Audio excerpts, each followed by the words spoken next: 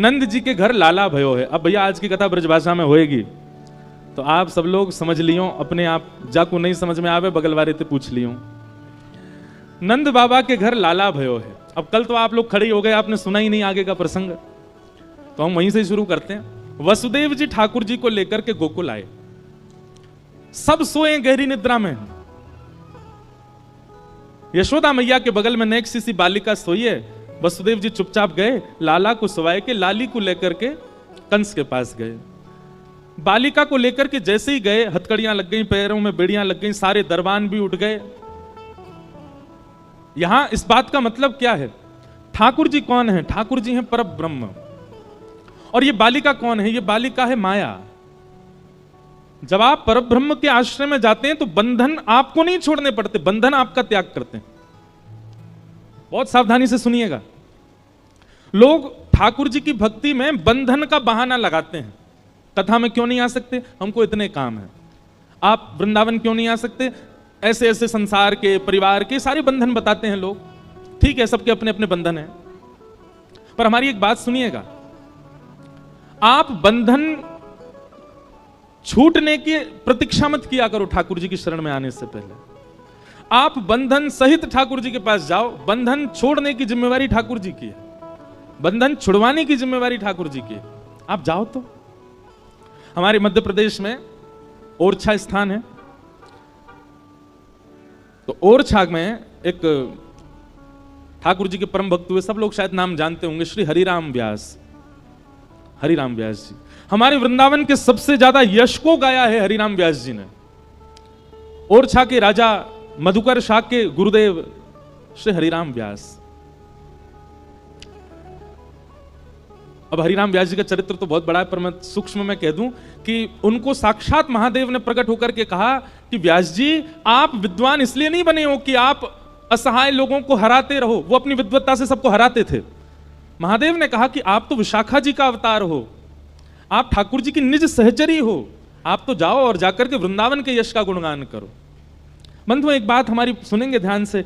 अगर आप कहीं और जन्मे हैं, किसी और स्थान में रहते हैं और किंचित आपके चित्त में ब्रजवास की भावना हो जाए और आपको ब्रज मिल ही जाए, तो निश्चित ही इसमें महादेव की ही अनुकंपा समझिएगा। हमारे ब्रज में बाहर के लोगों को बसावे में, लोग बाग श्री जी से प्रार्थना करते हैं कि हमको ब्रज में बसाओ, लोग बाग ठाकुर जी से प्रार्थना करते हैं कि हमको ब्रज में बसाओ, यमुना जी से, संतों से प्रार्थना करते हैं कि ब्रजवास मिल जाए। आज हम सूत्र बता रहे हैं, ब्रजवास की यदि इच्छा हो तो महादेव की आराधना करो, महादेव ब्रज में बसाएंगे। महादेव को ही अधिकार है ब्रज भेजने का। कितनों को भेजा? हरिराम व्यास जी को ब्रज भेजने वाले श्री महादेव। हरिराम व्यास जी जब वृंदावन आ गए तो वृंदावन से उनका जाने का मन नहीं हुआ। तब ओरछा से कई ब्राह्मण गए, उनके परिवार के लोग गए। मधुकर शाह राजा स्वयं चला गया, और मधुकर शाह राजा ने तो वो किया जो कोई नहीं किया। उसने कहा हरिराम व्यास जी से स्पष्ट कहेंगे कि चलो वापस तो नहीं जाएंगे, इनके गुरु जी से आज्ञा दिलवा देंगे तो इनको जाना पड़ेगा। तो मधुकर शाह ने जाकर के श्री हितरवंश महाप्रभु को जाकर के प्रणाम किया, राधा वल्लभ लाल जी के मंदिर में वंदन करके। और हितरवंश महाप्रभु से मधुकर शाह ने कहा कि आप हरिराम व्यास जी को आज्ञा दीजिए कि वो वापस ओरछा चले जाएं। तो महाप्रभु जी बोले भैया ये आज्ञा उचित तो नहीं है, किसी को ब्रज में रहने की इच्छा है तो तुम उसको वापस क्यों ले जाना चाहते हो? तो मधुकर शाह बड़े चतुर थे, उन्होंने कहा देखिए हरिराम व्यास अकेले वृंदावन में रहेंगे तो अकेले का उद्धार होगा, पर हरिराम व्यास ओरछा में रहेंगे तो पूरे ओरछा का उद्धार होगा। एक का उद्धार अच्छा कि पूरे नगर का उद्धार अच्छा? तो हितरवंश महाप्रभु बोले भाई नगर का उद्धार अच्छा है। तो बोले आपसे प्रार्थना है कि आप इनको आज्ञा कर दीजिए कि ये वापस हमारे साथ चलें। तो महाप्रभु जी ने स्वीकार कर लिया, ठीक है हम हरिराम व्यास जी से कह देंगे कि वो वापस आपके साथ चले जाएं। बहुत अच्छा पद है उनका, मैं वही ढूंढ रहा हूं। वाह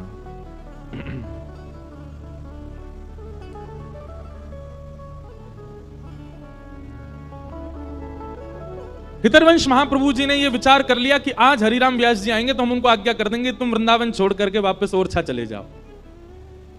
हरिराम व्यास जी यहां निधिवन में स्वामी श्री हरिदास जी को और बिहारी जी का दर्शन करके वापस आ रहे थे। उनके किसी मित्र ने बीच रास्ते में जाके कहा बोले व्यास जी आज हितरवंश महाप्रभु के पास आप मत जाइएगा, बोले क्यों, गुरुदेव के पास क्यों नहीं जाएं? बोले क्योंकि आप गए तो वो सीधे आज्ञा करेंगे कि आप ओरछा चले जाओ, और उनकी आज्ञा आपको माननी पड़ेगी। क्यों? पूरा बात बता दी मधुकर शाह ने, आके उनसे कह दिया आधी आधी बात। ये बात सुनते ही श्री हरिराम व्यास जी गिर पड़े पृथ्वी पर, और वृंदावन की रज को अपने तन से लगा करके, वहां के वृक्षों को अपने हृदय से लगा लगा करके खूब रोए, और रोते रोते वृंदावन से कहने लगे हमने निश्चित ही कोई अपराध कर दिया होगा जिसके कारण वृंदावन हमको बाहर जाने के लिए आज्ञा कर रहा है। और हरिराम व्यास जी ने यह तक स्थिति कर ली कि महाराज काली पोतली, पूरे मुंह पे काजल लगा लिया, और कई लोग तो ऐसा कहते हैं कि काजल लगा के गधा पे बैठ गए और पूरे वृंदावन में घूमने लगे। ऐसी उनकी स्थिति हो गई कि वे अपने वश में नहीं थे। किसी ने पूछा, बोले व्यास जी ये मुंह पे काली पोत के आप इस प्रकार इस जानवर पे बैठ के क्यों घूम रहे हैं? तो हरिराम व्यास जी बोले, वृंदावन त्याग के जिसको जाना पड़ता है उसको ऐसे ही जाना चाहिए, क्योंकि सौभाग्य से मिलता है वृंदावन, और कोई वृंदावन छोड़ रहा है तो उसकी स्थिति तो यही होनी चाहिए कि वो किसी को मुंह ना दिखावे, वो ऐसे वाहन पे बैठ के ही डोले। ऐसे विचलित से हो गए हरिराम व्यास जी। हितरवंश महाप्रभु जी ने जब हरिराम व्यास जी को देखा तो ओरछा के राजा मधुकर शाह जी से कहा, देखो व्यास जी की स्थिति देखो, वृंदावन को त्यागने के लिए ये बिल्कुल राजी नहीं है। अगर ये वृंदावन से तुम इनको ले भी गए ना, ये प्राण त्याग देंगे अपने, ऐसा मत करो। मधुकर शाह जी तब वापस लौट गए, और मधुकर शाह जी ने कहा कि भाई हरिराम व्यास जी को अब इनका परिवार ही ला सकता है, तो फिर परिवार भेजा। अब परिवार के लोग जैसे वृंदावन में आए तो हरिराम व्यास जी वृंदावन में रहते थे, आनंद करते थे। परिवार वालों से बचने के लिए कुंज निकुंजों में घूमने लगे हरिराम व्यास जी, और तभी आपको घंटे घड़ियाल की आवाज सुनाई दी। राधा वल्लभ लाल जी का महाप्रसाद बट रहा था, हरिराम व्यास जी सबसे आगे खड़े होते थे पंक्ति में, लेकिन आज परिवार वाले घूम रहे हैं वृंदावन में, तो इतना विलंब हो गया कि कैसे पहुंचे। अवसर पाकर के हरिराम व्यास जी दौड़े राधा वल्लभ जी के मंदिर की ओर, तब तक प्रसादी बट चुकी थी सब में। हरिराम व्यास जी जब तक पहुंचे सब में बट चुकी थी। अब हरिराम व्यास जी बोले, आज तो हमारा नियम टूट गया, हमको प्रसादी मिली नहीं ठाकुर जी की। तभी वहां झाड़ू लगाने वाली कढ़ी पकौड़ी आदि सब पा रही थी। हरिराम व्यास जी गए और उसके आगे हाथ पसार के खड़े हो गए, बोले बहन आज मुझे प्रसाद नहीं मिला, आप अपने पात्र में से कुछ प्रसादी मुझको दे दो। अब यहां हरिराम व्यास जी उस मेहतरानी के आगे हाथ पसार के बैठे थे, इतने में ही उनका परिवार वाले सब वहीं आ गए, और वो दूर से हरिराम व्यास जी को देख रहे थे। और सब घर के लोग बोले, अरे राम राम राम, देखो ये व्यास जी क्या कर रहे हैं, इतने विप्र कुल के, इतने ऊंचे कुल के, इतने विद्वान हरिराम व्यास जी वृंदावन आके पागल हो गए, एक मेहतरानी के आगे हाथ पसार रहे हैं। मेहतरानी बोले कि मेरे यहां का प्रसाद आप ले नहीं सकते, मेरे हाथ का छुबा आप नहीं पा सकते नाथ। हरिराम व्यास जी बोले क्यों? बोले क्योंकि मैं मेहतरानी हूं, झाड़ू पोंछा लगाना मेरा काम है, आप मेरे हाथ का स्पर्श किया प्रसाद नहीं पा सकते। हरिराम व्यास जी बोले, अरे प्रसाद मेरे हाथ में आवे चाहे तेरे हाथ में आवे, पर वो प्रसाद हमेशा प्रसाद ही कहलावे। प्रसाद जब भेद ना करे कि मैं विद्वान के हाथ में जा रहा हूं कि मैं मेहतरानी के हाथ में जा रहा हूं, तो फिर मैं और तू इतना भेद क्यों मान रहे हैं? प्रसाद तो प्रसाद है, वो ये ना देखे कि मैं कौन के हाथ में हूं, चल जल्दी कर अब मुंह को दे दे। और इतने में मेहतरानी ने कढ़ी पकौड़ी हरिराम व्यास जी को दी और हरिराम व्यास जी तुरंत पा गए। अब इस दृश्य को देख करके व्यास जी के परिवार के लोग बोले ये अब हमारे किसी काम के नहीं है, ये पागल हो चुके हैं। हमने सुना था कुछ दिन पहले गधा पे डोल रहे थे, मुंह पे काली पोतली थी, और आज बताओ इनको ये विचार नहीं कि किसके हाथ का पाना चाहिए, मेहतरानी के हाथ की पकौड़ी खा गए। परिवार वाले आए तो थे व्यास जी को ले जाने, पर स्थिति देख करके व्यास जी को ही छोड़ के चले गए, बोले अब हमारे किसी काम के नहीं है। तब हरिराम व्यास जी ने ये कुछ पंक्ति गाई, ध्यान से सुनिएगा, वृंदावन से प्रीति करने वाले बहुत ध्यान से सुनना। व्यास मिठाई विप्र की तामे लागे आग, वृंदावन के स्वपच को झूठन खइए माग। वृंदावन के स्वपच को रहिए सेवक होए, तासों भेद न कीजिए पीजे पद रज धोए। व्यास कुलीन निकोटि मिले पंडित लाख 25, स्वपच भक्त की पनही तुले न तिनके शीश। व्यास स्वपच बहु तरि गए एक नाम लवलीन। चढ़े नाभ अभिमान की बूढ़े बहुत कुलीन। यहां पर श्री व्यास जी ने जात पात की सारी बातों को एक किनारे कर दिया और कहा भैया हरि जात पात पूछे नहीं को, हरि को भजे सो हरि को हो। वृंदावन के तो स्वपच की भी अगर प्रसादी मिल जाए तो उसको पालो। उसके आगे अगर कोई बहुत बड़ा विप्र कहीं और का आपको कुछ दे रहा हो तो उसको भले ही मत स्वीकार करो, वृंदावन का कोई कुछ दे दे उसको स्वीकार कर लो। ऐसा अनन्य प्रेम, ऐसा अखंड प्रेम वृंदावन के प्रति श्री हरिराम व्यास जी का था। तो हमने ये विषय क्यों शुरू किया कि आपको बंधन नहीं छोड़ने पड़ते। आप ठाकुर जी को पकड़ लो, सारे बंधन ठाकुर जी अपने आप छुड़वा देंगे आपसे। ऐसी ऐसी क्रिया करवाएंगे कि कोई आपके संग रहेगा ही नहीं, पर सब छोड़ छाड़ के चले जाएंगे, अकेले ठाकुर जी रहेंगे। फिर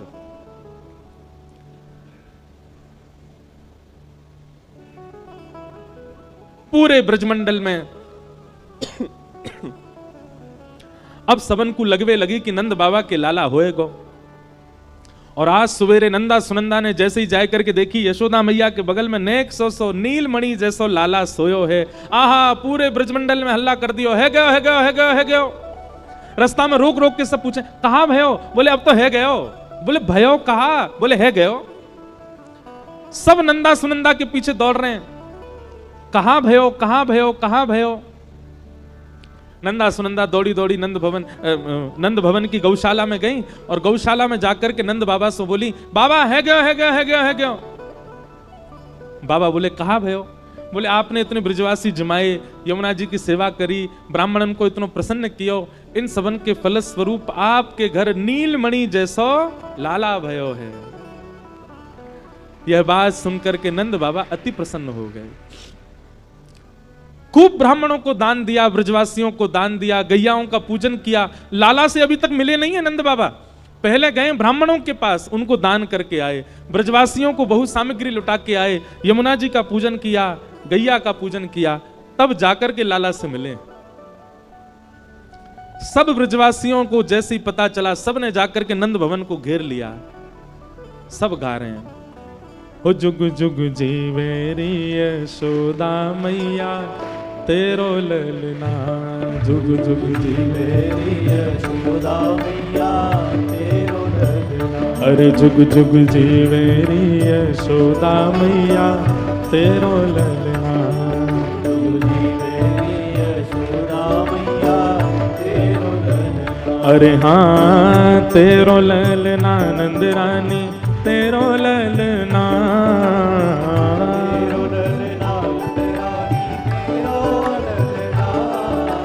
तेरो ललना महारानी तेरो ललना। गाओ भाव से, ओ जुग जुग जीवेरी यशोदा मैया तेरो ललना, जुग जुग अरे जुग जुग जीवेरी नंद रानी मैया तेरो ललना, जुग जीवेरी नंद रानी मैया तेरो ललना। बड़े भागते यशोदा मैया ऐसो सुत तन जायो, बड़े भागते यशोदा मैया ऐसो सुत तन जायो। ओ बड़े भागते यशोदा मैया ऐसो सुत तन जायो, बड़े भागते यशोदा मैया ऐसो सुत। कैसो सुत? पूर्ण ब्रह्म जगत को स्वामी सोते ने गोद खिलायो, पूर्ण ब्रह्म जगत को स्वामी सोते ने गोद खिलायो। हाँ पूर्ण ब्रह्म जगत को स्वामी सोते ने गोद खिलायो, पूर्ण ब्रह्म जगत को स्वामी सोते ने गोद खिलायो। ओ याकू मगवा दे पलनवा तेरो ललना,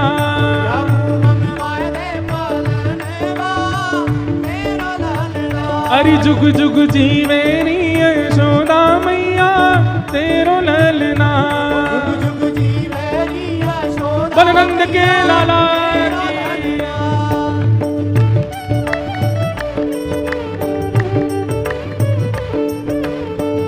कृष्ण कन्हैया लाल की।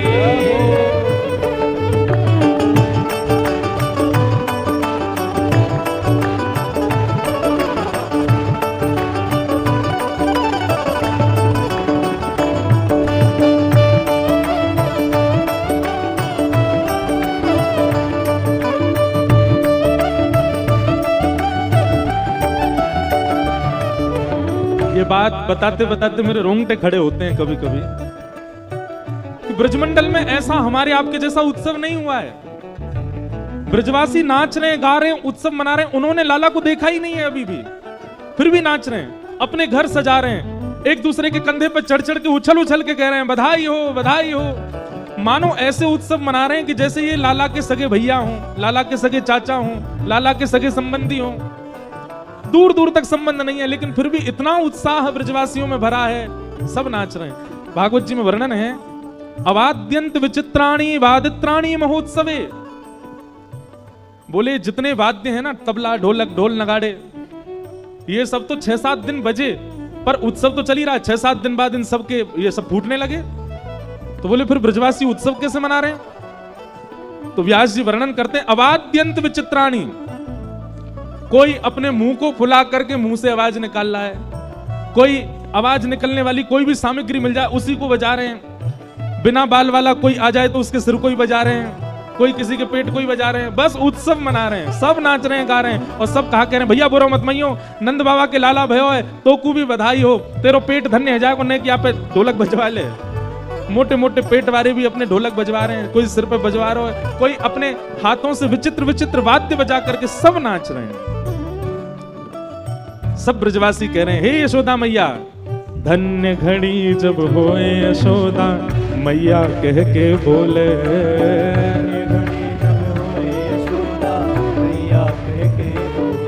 हे मैया अभी तो तुम्हारो लाला भयो है, लेकिन वह घड़ी की हम प्रतीक्षा कर रहे हैं जब ये मैया मैया कह के बोले करेगो, कितना सुंदर लगेगो। धन्य घड़ी जब होए यशोदा मैया कह के बोले, धन्य घड़ी जब होए यशोदा मैया कह के बोले।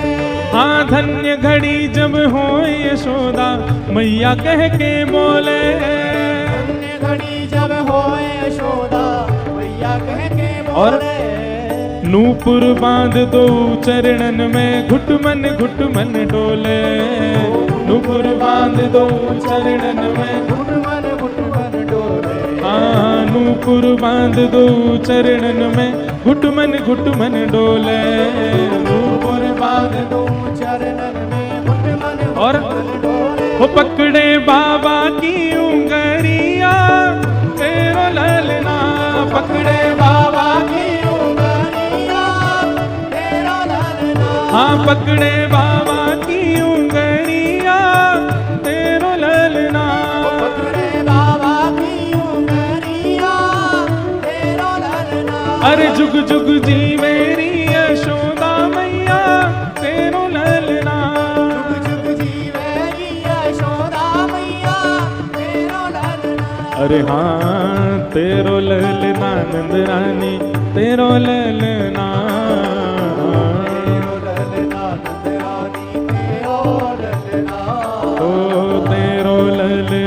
महारानी तेरो ललना।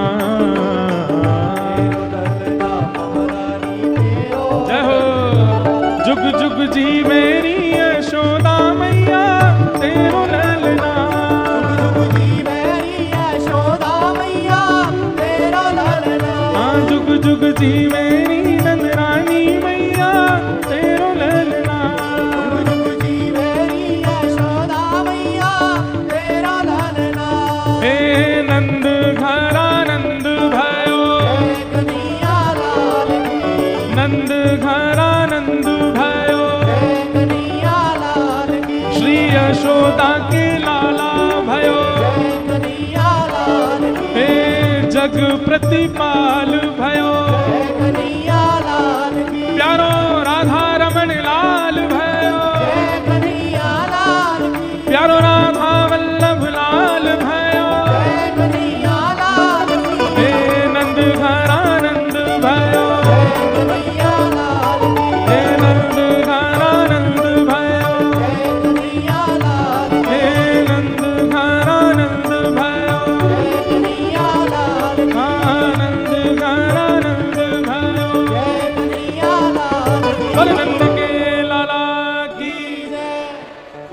सब ब्रजवासी नाच रहे हैं, गा रहे हैं, उत्सव मना रहे हैं, आनंद कर रहे हैं। नंद जी के घर लाला भयो है। नंद बाबा अपने 3 भाव पवित्र कर रहे हैं। तन पवित्र सेवा किए, धन पवित्र कर दान, मन पवित्र हरि भजन सो होत त्रिविध कल्याण। नंद बाबा सब ब्रजवासियों को इतनी सेवा कर रहे हैं सबकी, कोई भी उदास नहीं है जाए, कोई भी हताश नहीं है जाए, सबन को। भैया देखो एक बात हमारी सुनो, ठाकुर जी का उत्सव करो, अनुष्ठान करो, भागवत कथा कराओ। अनुष्ठान उत्सव सफल कैसे होते हैं कि जितने भी लोग वहां आवे उनमें से कोई हताश होके ना जावे, उससे उत्सव सफल होता है।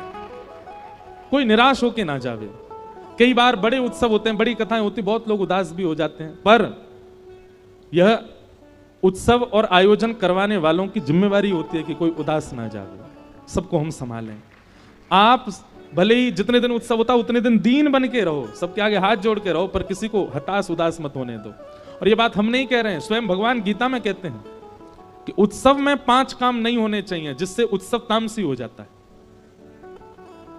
उसमें एक भाव यह भी है कि उत्सव में जितने लोग आए सब प्रसन्नता से जाएं, यह भाव। तो नंद बाबा सबके पास जा रहे हैं, कोई को कोई दिक्कत तो नहीं, सबन के हाथ जोड़ें, सबन के भाव रखें, सबन के प्रति ऐसी भावना रखें कि किसी के हृदय में कोई भी प्रकार को द्वेष भाव या कोई अंतर्भाव नहीं आ जावे। इस प्रकार पूरे ब्रजमंडल की सेवा कर रहे हैं ठाकुर जी, खूब दान कर रहे हैं नंद बाबा, और भजन तो चल ही रहे हो। तभी एक राक्षसी, जब ठाकुर जी 6 दिना के भय, एक पूतना नाम की राक्षसी आई। बहुत ध्यानपूर्वक सुनिएगा। पूतना भगवत भक्ति में आप जब प्रवेश करेंगे तो सबसे पहली बाधा आपके जीवन में पूतना ही आएगी। पूतना का मतलब क्या है? अविद्या, अज्ञान। सबसे पहले अविद्या ही जीवन में आती है। अविद्या का रूप क्या होता है? ठाकुर जी में मन लगा पर कुछ समय बाद हटने लग गया, यह अविद्या का कारण होता है। आप पहले वृंदावन गए थे तो वृंदावन में बहुत गुण दिखे, वृंदावन अच्छा ही अच्छा लगा था आपको, सब अच्छे, ब्रजवासी अच्छे, वहां का प्रसाद अच्छा, दर्शन अच्छे, गलियां अच्छी, नगर अच्छा, पर आप जब दोबारा गए तो आपको किसी में दोष दिखा, यह अविद्या है।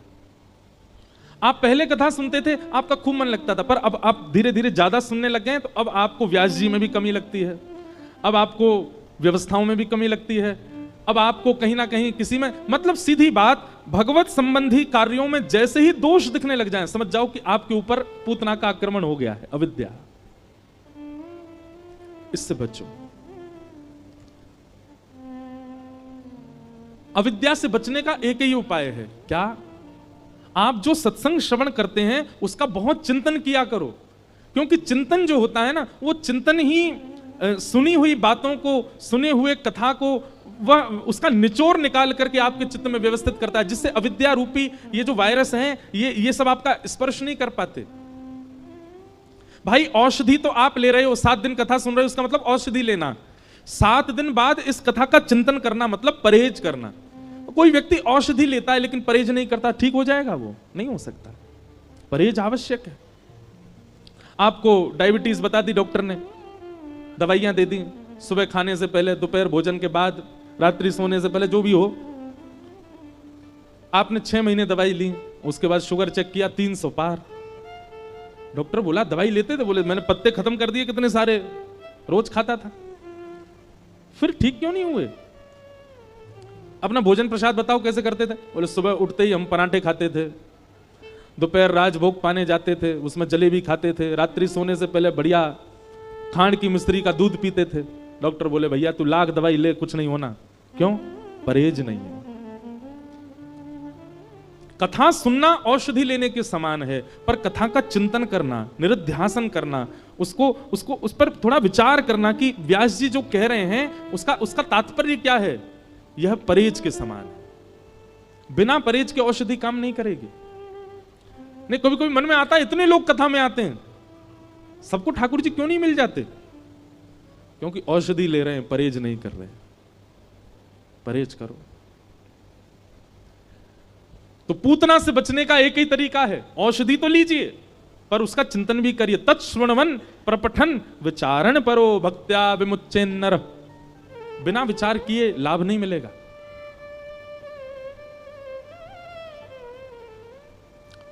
पूतना आई, अत्यंत सुंदरी बनकर के आई। उसकी सुंदरता ऐसी कि सारे ब्रजवासी मोहित हो गए उसके रूप पर। सब गा रहे थे नंद घनानंद भयो जय कन्हैया लाल की। लेकिन जैसे जैसे पूतना सबके बगल से निकलती जाए, उसके रूप को देख करके, उसके नेत्रों को देख करके सब आकर्षित हो जाएं। पूतना ने जैसे नंद भवन में प्रवेश किया, नंदरानी यशोदा भी मोहित हो गई और अपने लाला को पूतना की गोद में दे दिया। क्यों? सुंदर रूप और सुंदर वस्त्र। कई बार ये दो परकोटे ऐसे होते हैं कि हम सामने वाले के हृदय को नहीं झांकते। फिर सुंदर रूप देख करके, वस्त्र आभूषण देख करके हमको लगता अच्छा ही है। मैं हमेशा कथा में कहा करता हूं, व्यक्ति के प्रभाव से मत रीझिए, उसका स्वभाव देखिए। प्रभाव तो रावण का भी था, पर स्वभाव सबरी का था। प्रभाव कंस का भी था, पर स्वभाव सुदामा जी का है। इसलिए आप प्रभावशाली बनेंगे तो प्रभाव से जनता भले ही रीझ जाएगी आपसे, पर आप स्वभावशाली बनेंगे तो ठाकुर जी रीझेंगे आपसे। अपने स्वभाव को प्रबल रखो और आज के बाद प्रयास कीजिए, किसी से भी मिलिए, चाहे वो वक्ता हो, चाहे वो व्यक्ति हो, चाहे वो आपके संबंधी हो, चाहे वो मित्र हो, प्रयास करो कि उसका स्वभाव देखो कैसा है। कई बार हमने ऐसा अनुभव किया है कि हम व्यक्ति के प्रभाव में इतने आकर्षित हो जाते हैं कि उसका स्वभाव अच्छा नहीं है, फिर भी हम उसके संग रहते हैं। प्रभाव तो है ना इसका, नहीं, दिक्कत हो जाएगी बाद में। और एक बात आपको स्पष्ट कर दें हम, प्रभाव बहुत दिन तक नहीं रहता। प्रभाव का एक सीमित समय होता है, उस सीमित समय के बाद प्रभाव नष्ट होगा ही होगा, पर स्वभाव सदैव रहेगा। इसलिए जिनके ब्याह नहीं हुए हैं, ऐसे जो बालक यहां बैठे हैं, अपने जीवन साथी में कुछ देखो चाहे मत देखो, पर स्वभाव जरूर देखना, उसका स्वभाव मधुर हो। रूप बहुत दिन तक अच्छा नहीं लगता, कला बहुत दिन तक अच्छी नहीं लगती, गुण बहुत दिन तक आपको आकर्षित नहीं करते, पर स्वभाव वो अंतिम समय तक आपको सुख प्रदान करेगा।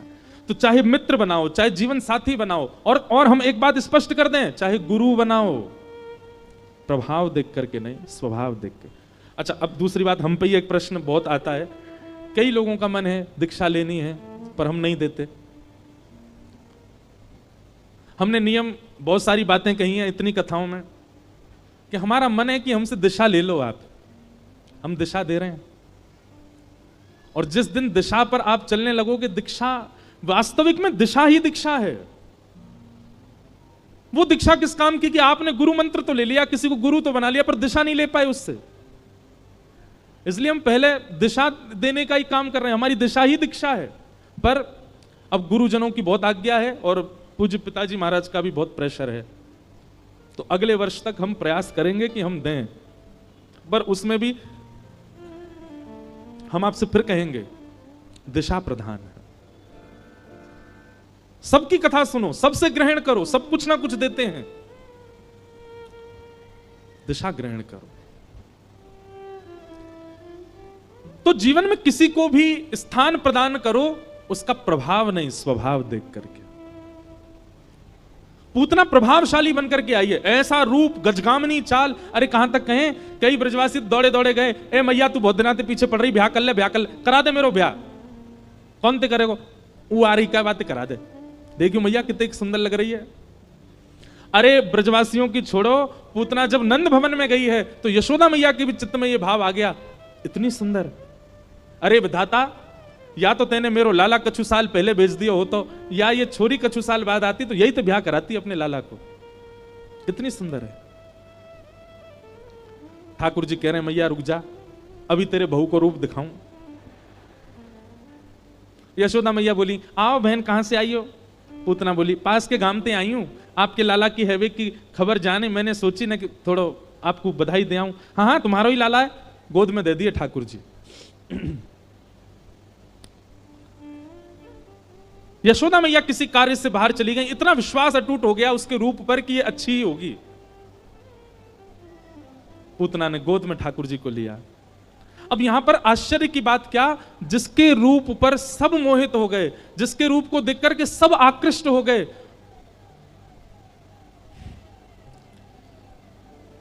क्या बता रहा था, हां, जिसके रूप पर सब आकृष्ट हो गए, जिसके रूप पर सब मोहित हो गए,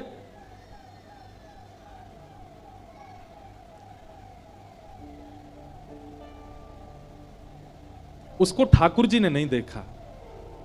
गोपाल जी ने गोद में जाते ही अपनी दोनों नेत्र बंद कर लिए, दोनों नेत्रों पर हाथ रख करके भगवान ने उसके रूप को नहीं देखा।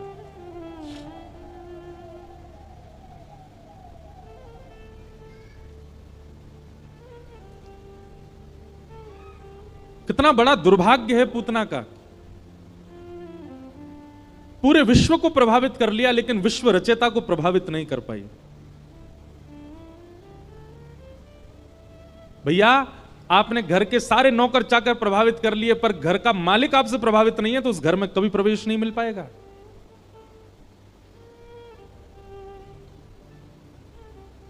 पूतना को चाहिए था कि ऐसा रूप निर्माण करती कि ठाकुर जी उसको देखते, पर ठाकुर जी ने नेत्र तो बंद किए, ऊपर से हाथ और रख लिए, नहीं देखा पूतना को।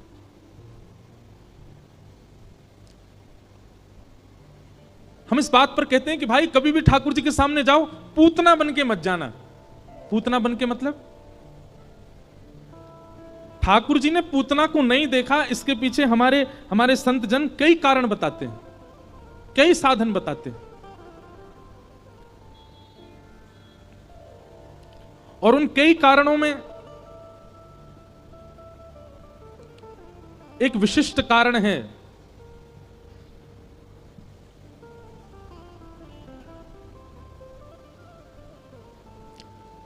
बोलो वृंदावन बिहारी लाल की। ठाकुर जी के दर्शन को जब जाओ तो कुछ कारणों का विशेष ध्यान रखो कि कहीं हम पूतना तो नहीं। पूतना मतलब ठाकुर जी कहीं हमको देख करके आंख तो नहीं मूंद लेंगे। उसमें सबसे पहला कारण क्या है, पूतना अपना रूप बदल करके गई है, जैसी है वैसी नहीं गई ठाकुर जी के आगे।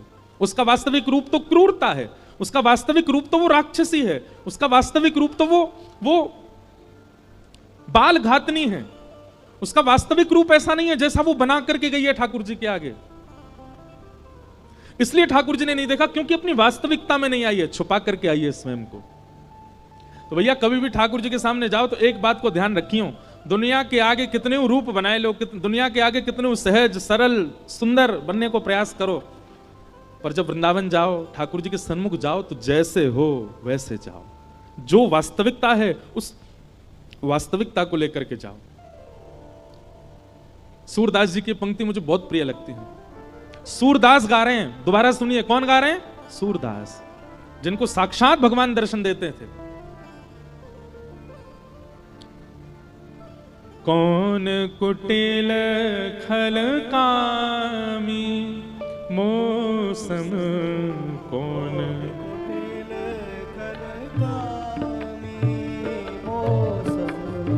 कौन कुटिल खल कामी मौसम, कौन कुटिल खल कामी मौसम, जो तन दियो ताहि बिसरायो, जो तन दियो ताहि बिसरायो, जो तन दियो ताहि बिसरायो, जो तन दियो ताहि बिसरायो, ऐसो नमक हरामी मौसम।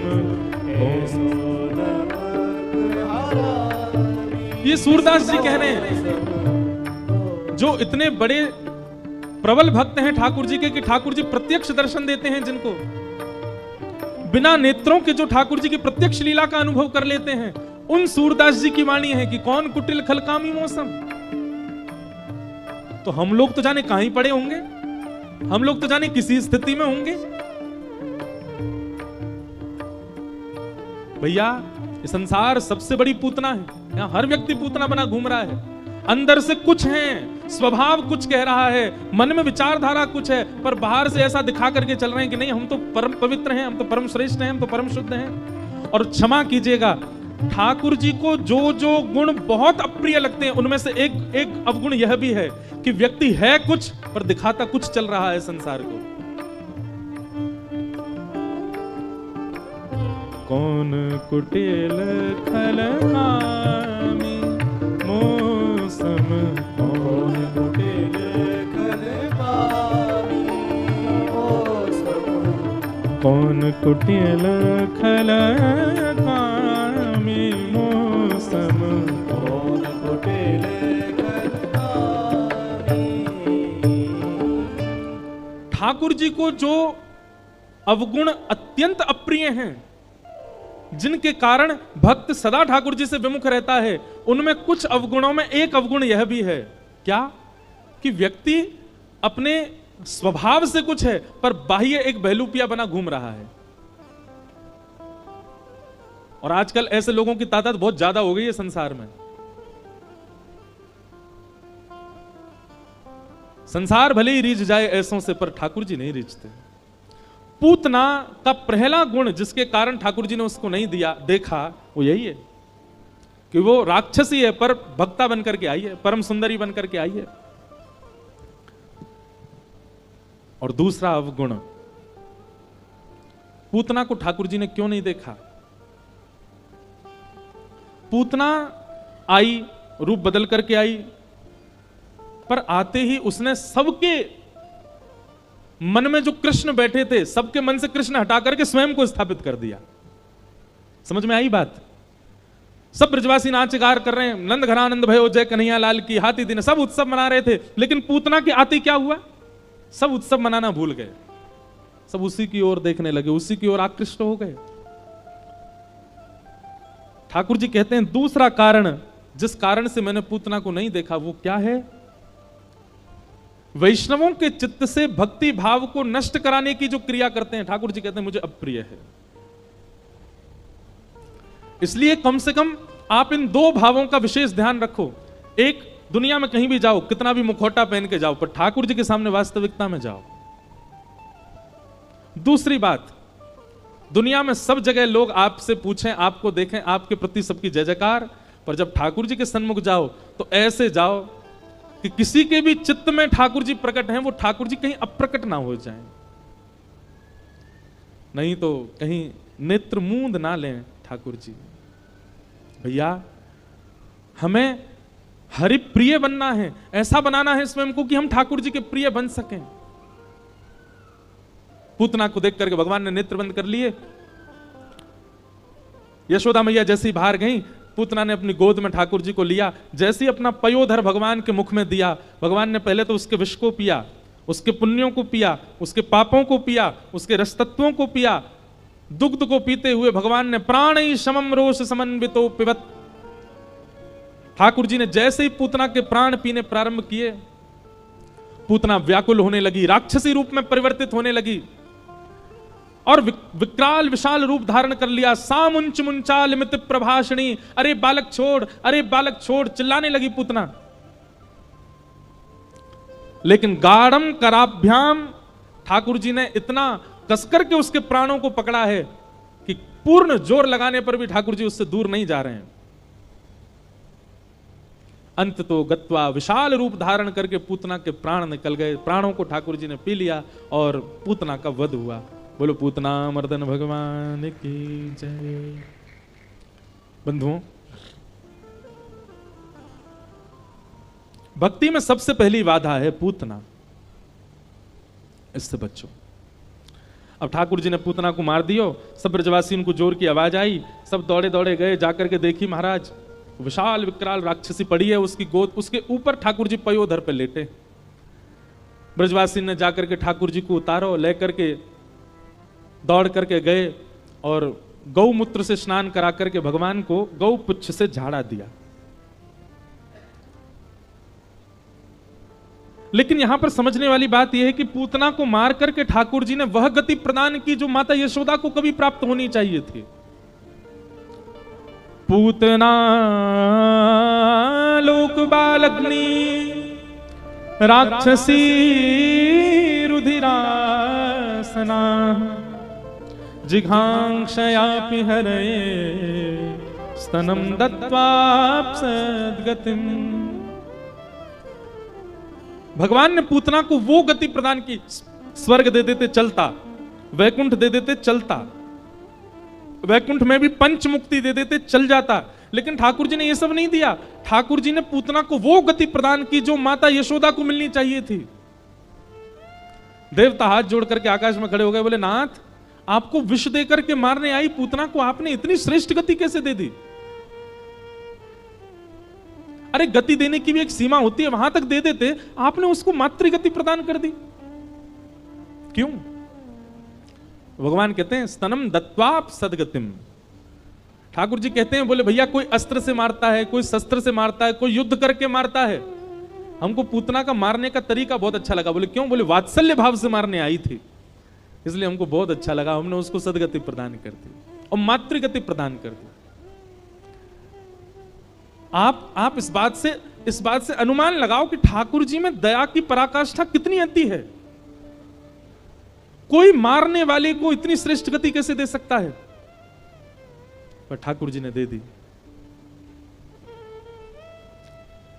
अच्छा, जब मैं ये प्रसंग कहता हूं ना, तो अधिकतर मेरे चित्त में एक भाव प्रकट होता है बार बार, ठाकुर जी आप इतने दयालु हो, इतने कृपालु हो, आप छोटे से छोटे भाव पर रीझ करके इतनी बड़ी कृपा कर देते हो, हमसे क्यों नहीं रीझ रहे नाथ? हम कहां कमी छोड़ रहे हैं? आप हमसे प्रसन्न क्यों नहीं होते हैं? अरे पूतना से तो थोड़े बहुत ठीक ही हैं, हम इतने श्रेष्ठ नहीं है, पर पूतना जितने बुरे भी तो नहीं है, आप हमसे क्यों नहीं रीझ रहे हैं? क्या वह स्वभाव पहला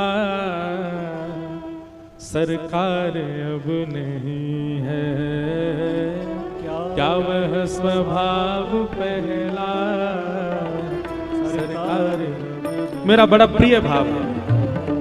ठाकुर जी से शिकायत है, हम गला फाड़ फाड़ के आपका यश गाते हैं, इतने सारे लोग अपने इतने विशिष्ट कार्यों को छोड़ करके आपकी कथा सुनते हैं नाथ, आपकी कृपालुता के गुणगान मैं गा रहा हूं, इतने लोग सुन रहे हैं, पर नाथ आपका स्वभाव कहीं बदल तो नहीं गया?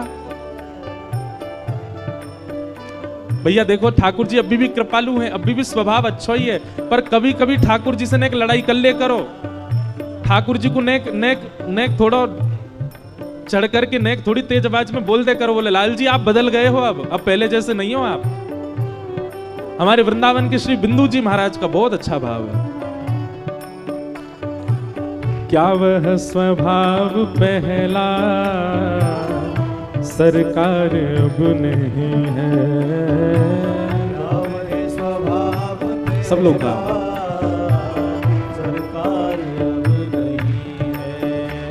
हम दीनों के वास्ते क्या दरबार अब नहीं है?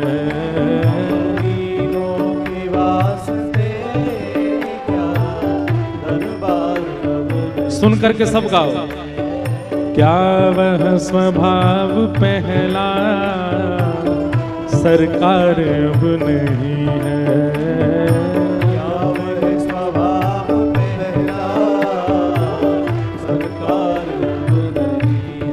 ओ हम दीनों के वास्ते क्या दरबार अब नहीं है? दीनों के वास्ते क्या दरबार अब नहीं? क्या कह रहे हैं? या तो दयालु मेरी दृढ़ दीनता नहीं है, या तो मेरी दीनता में कोई कमी है शायद, या तो दयालु मेरी दृढ़ दीनता नहीं है, या तो दयालु मेरी दृढ़ दीनता नहीं है। बिंदु जी कह रहे नहीं नहीं, मैं मेरी दीनता में खूब दृढ़ता है। तो फिर क्या बात है? या दीनों की तुम्हें ही दरकार अब नहीं है, या दीनों की तुम्हें ही दरकार।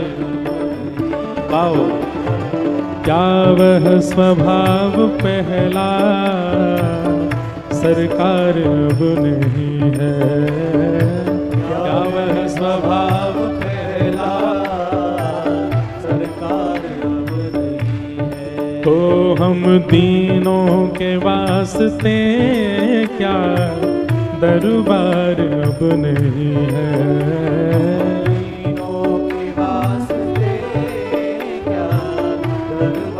श्री राधा रमण लाल की।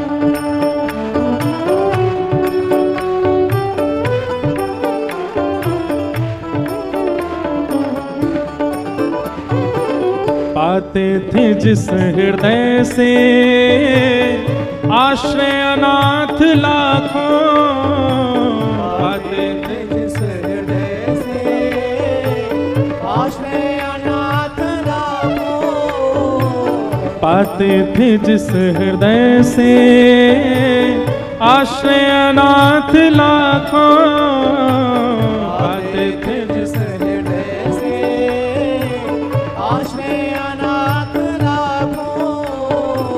क्या वह हृदय दया का भंडार अब नहीं है, क्या वह हृदय दया का भंडार अब नहीं है। ओ हम दीनों के वास्ते क्या दरबार अब नहीं है, दीनों के वास्ते। बंधुओं, प्रेम अधिकार प्रदान करता है स्नेह करने का, वार्ता करने का, ख्याल रखने का, लेकिन कहीं ना कहीं प्रेम जब चरम हो जाता है तो प्रेम अधिकार प्रदान करता है लड़ने का, झगड़ने का, थोड़ा रूठने का, अपनी बात मनवाने का। अगर आप ठाकुर जी की भक्ति करते हैं तो आप उनसे रूठ नहीं सकते, आप उन पर चढ़ नहीं सकते, आप उनसे लड़ नहीं सकते, क्योंकि आप केवल भक्त हैं। लेकिन आप ठाकुर जी से प्रेम करते हैं तो आपको अधिकार है कि आप ठाकुर जी से लड़ भी सकते हो। और ये इस पद में ना बिंदु जी लड़ ही रहे हैं ठाकुर जी से। नाथ आप बदल गए, हम तो आपकी इतने यश गाते थे, इतनी कीर्ति गा रहे हैं, पर आप तो ये पूतना आदि राक्षसों पे कृपा कर रहे हो, हम में कौन सा गुण दिख रहा है आपको? इसको पता क्या बोलते हैं? इसको बोलते हैं व्याज स्तुति, थोड़ा छेड़ते हुए स्तुति करना, इसको कहते हैं व्याज स्तुति। बिंदु जी महाराज पूरी बात कहते हुए अंतिम पंक्ति में कहते हैं, दौड़े थे द्वारिका से जिस पर अधीन होके, दौड़े थे द्वारिका से जिस पर अधीन होके, दौड़े थे द्वारिका से जिस पर अधीन होके, दौड़े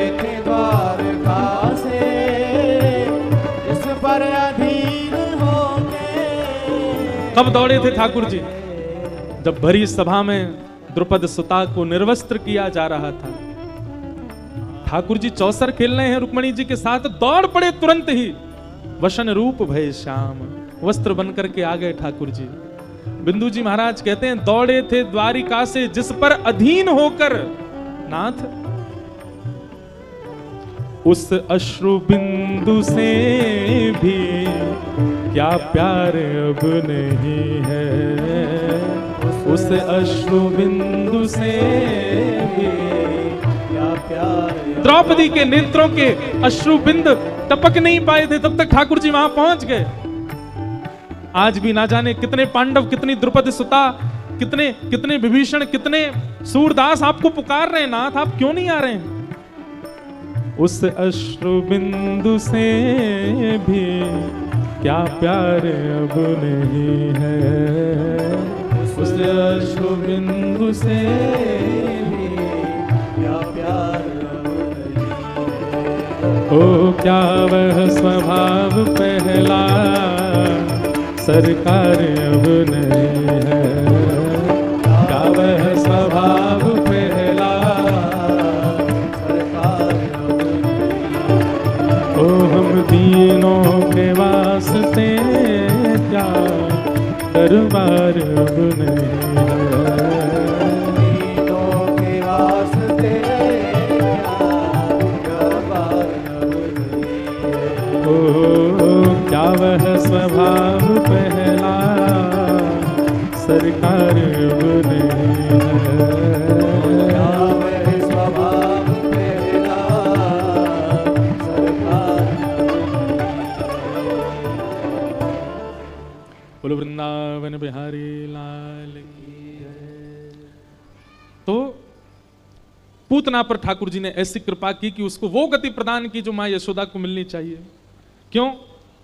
न जाने कौन से गुण पर दया निधि रीझ जाते हैं। आपका ना जाने कौन सा गुण उनको अच्छा लग जाए।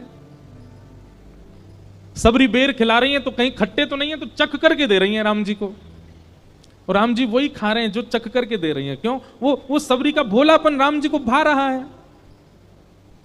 आपका कौन सा भाव, कौन सी अदा ठाकुर जी को। वहां कर्मा बाई बिना नहाए धोए ठाकुर जी के लिए खिचड़ी बनाती है, बिना नहाए। सुबह उठते ही सीधा खिचड़ी बनाने बैठती है, ठाकुर जी दौड़ के जाते हैं उसकी खिचड़ी खाने। किसी ने कर्मा बाई को कहा, अरे नहाया धोया करो, थोड़ा पवित्र होकर के बनाया करो। एक दिन कर्मा बाई ने नहा धो करके जब खिचड़ी बनाई, ठाकुर जी आए, नेक चक्कर के बोले, कर्मा आज तो बिल्कुल स्वाद नहीं बनी है। कर्मा बाई बोली, आज मैं नहा ली थी। बोले नहीं, तू कल बिना नहाए धोई बना कर, मुझे उसी में स्वाद आता है। कहा हमारे लिए वेदों में इतने नियम बना दिए, नहाए वो धो, ये करो, इतनी पवित्रता शुद्ध, पर जरूरी नहीं है कि आप भी यही करो। कर्माबाई की खाने आए तो कर्माबाई का भाव ऐसा था। एक बार हमारे ब्रज की लीला सुनाता हूं मैं कभी कभी, कि तानसेन श्रीनाथ जी के सामने गाने के लिए आया, तो तानसेन का स्वभाव था पान खा करके आया। तो जैसे श्रीनाथ जी के आगे गाने लगा, तो गुसाई विठलनाथ जी सेवा में थे ठाकुर जी की, तो गुसाई जी ने जाके कहा, ए तानसेन सुनो, ठाकुर जी के सामने गाना ये कोई रजवाड़ा नहीं है, ये कोई समाज नहीं है, तुम यहाँ पे पान खा के गा रहे हो। ठाकुर जी के सामने गाना मतलब सेवा ही होती है, मुख शुद्ध करके गाओ, कुल्ला करके आओ, जाओ। तानसेन बोला क्षमा करें, बाहर गया, पान वान सब निकाल दिया, मुंह पूरा धो के साफ करके दोबारा आके जैसे गाने लगा, तो सामने श्रीनाथ जी खड़े खड़े सुन रहे थे तानसेन को। और गुसाई जी का स्वभाव था, जब कोई सेवा करता था ना गायन की, नृत्य की, तो गुसाई जी ठाकुर जी को ही देखते थे। खड़े खड़े श्रीनाथ जी जोके लेने लगे, नींद आ रही ठाकुर जी को। तो गुसाई जी दौड़ करके गए, जय जय कहा भयो, आपको इतनी नींद काई को आ रही है? ठाकुर जी बोले, या के गायन में मेरो बिल्कुल मन ना लग रहा, कहा गा रहो है जे, या तो को जल्दी जावे यहाँ ते आयो काओ, तब तो बढ़िया गा रहो, अब तो जन कहा गा रहो है। गुसाई जी ने जाके कही, बोले तानसेन तुम्हारा गायन ठाकुर जी को बढ़िया नहीं लग रहा। तानसेन बोला, मैं जब आया था तब तो मैं पान खा रहा था, अब तो मैं कुल्ला करके आया हूं। पीछे से श्रीनाथ जी बोले, याते कहो दोबारा पान खा के आवे और फिर गावे। गुसाई जी बोले, जय जय, इस सबरे नियम हमारे काज है, शुद्ध रहो, पवित्र रहो, जहां आप राजी हो जाते हो वहां कोई नियम नहीं है। वो ठाकुर जी बोले, और तो क्या, जहां हम राजी वहां कोई नियम नहीं। तानसेन दोबारा पान खा के आया, फिर गाना शुरू किया। श्रीनाथ जी बोले, हाँ अब बढ़िया लग रहा है, अब अच्छा गा रहा है। गुसाई जी बोले, जय हो, आपकी लीला आप ही जानो। तो आपके कौन सा भाव उनको अच्छा लग जाता पता नहीं। सदन कसाई ठाकुर जी को बाहर तराजू में क्या बोलते हैं उसको रखने वाले को, बाट की जगह शालिग्राम भगवान रखता था और मांस तोलता था। कोई संत सदन कसाई से ले गए ठाकुर जी को, तो ठाकुर जी रात में सपने में रोने लगे, बोले मोह तो सदना के पास ही जानो है। संत बोले, वो मांस तोलता है आपसे। बोले वो नहीं पता हमको क्या करता है, पर वो जब तराजू तोलता है ना, तो मेरा नाम संकीर्तन करता हुआ तोलता है, और उसके तराजू में लुढ़कने में मुझे बहुत अच्छा लगता है, वहीं छोड़े आओ। तो ठाकुर जी को ना जाने कौन सा गुण बढ़िया लग जाए। इसलिए लगे रहो, कोई ना कोई तो भाई जाएगा ठाकुर जी को। लेकिन हां, चतुराई से किए गए कोई भी गुण साधन ठाकुर जी को प्रिय नहीं, सहज में जो हो जाए ठाकुर जी को भाते। भगवान 3 महीने के हो गए, धीरे धीरे ठाकुर जी 1 वर्ष के हो गए। गर्गाचार्य जी ठाकुर जी का नामकरण संस्कार करने के लिए आए। गर्गाचार्य जी महाराज जैसे आए, गर्गाचार्य जी नामकरण के लिए बैठे तो रोहिणी मैया लाला को लेके बैठी ठाकुर जी को, और यशोदा मैया अपनी गोद में बलराम जी को लेके बैठी, देखने के लिए गर्गाचार्य जी कुछ जानते हैं कि नहीं। गर्गाचार्य जी महाराज ने यशोदा मैया की गोद में बलराम जी को जैसे ही देखा, देखते ही कहा, मैया ये आपका लाला नहीं है। तो बोले कौन है?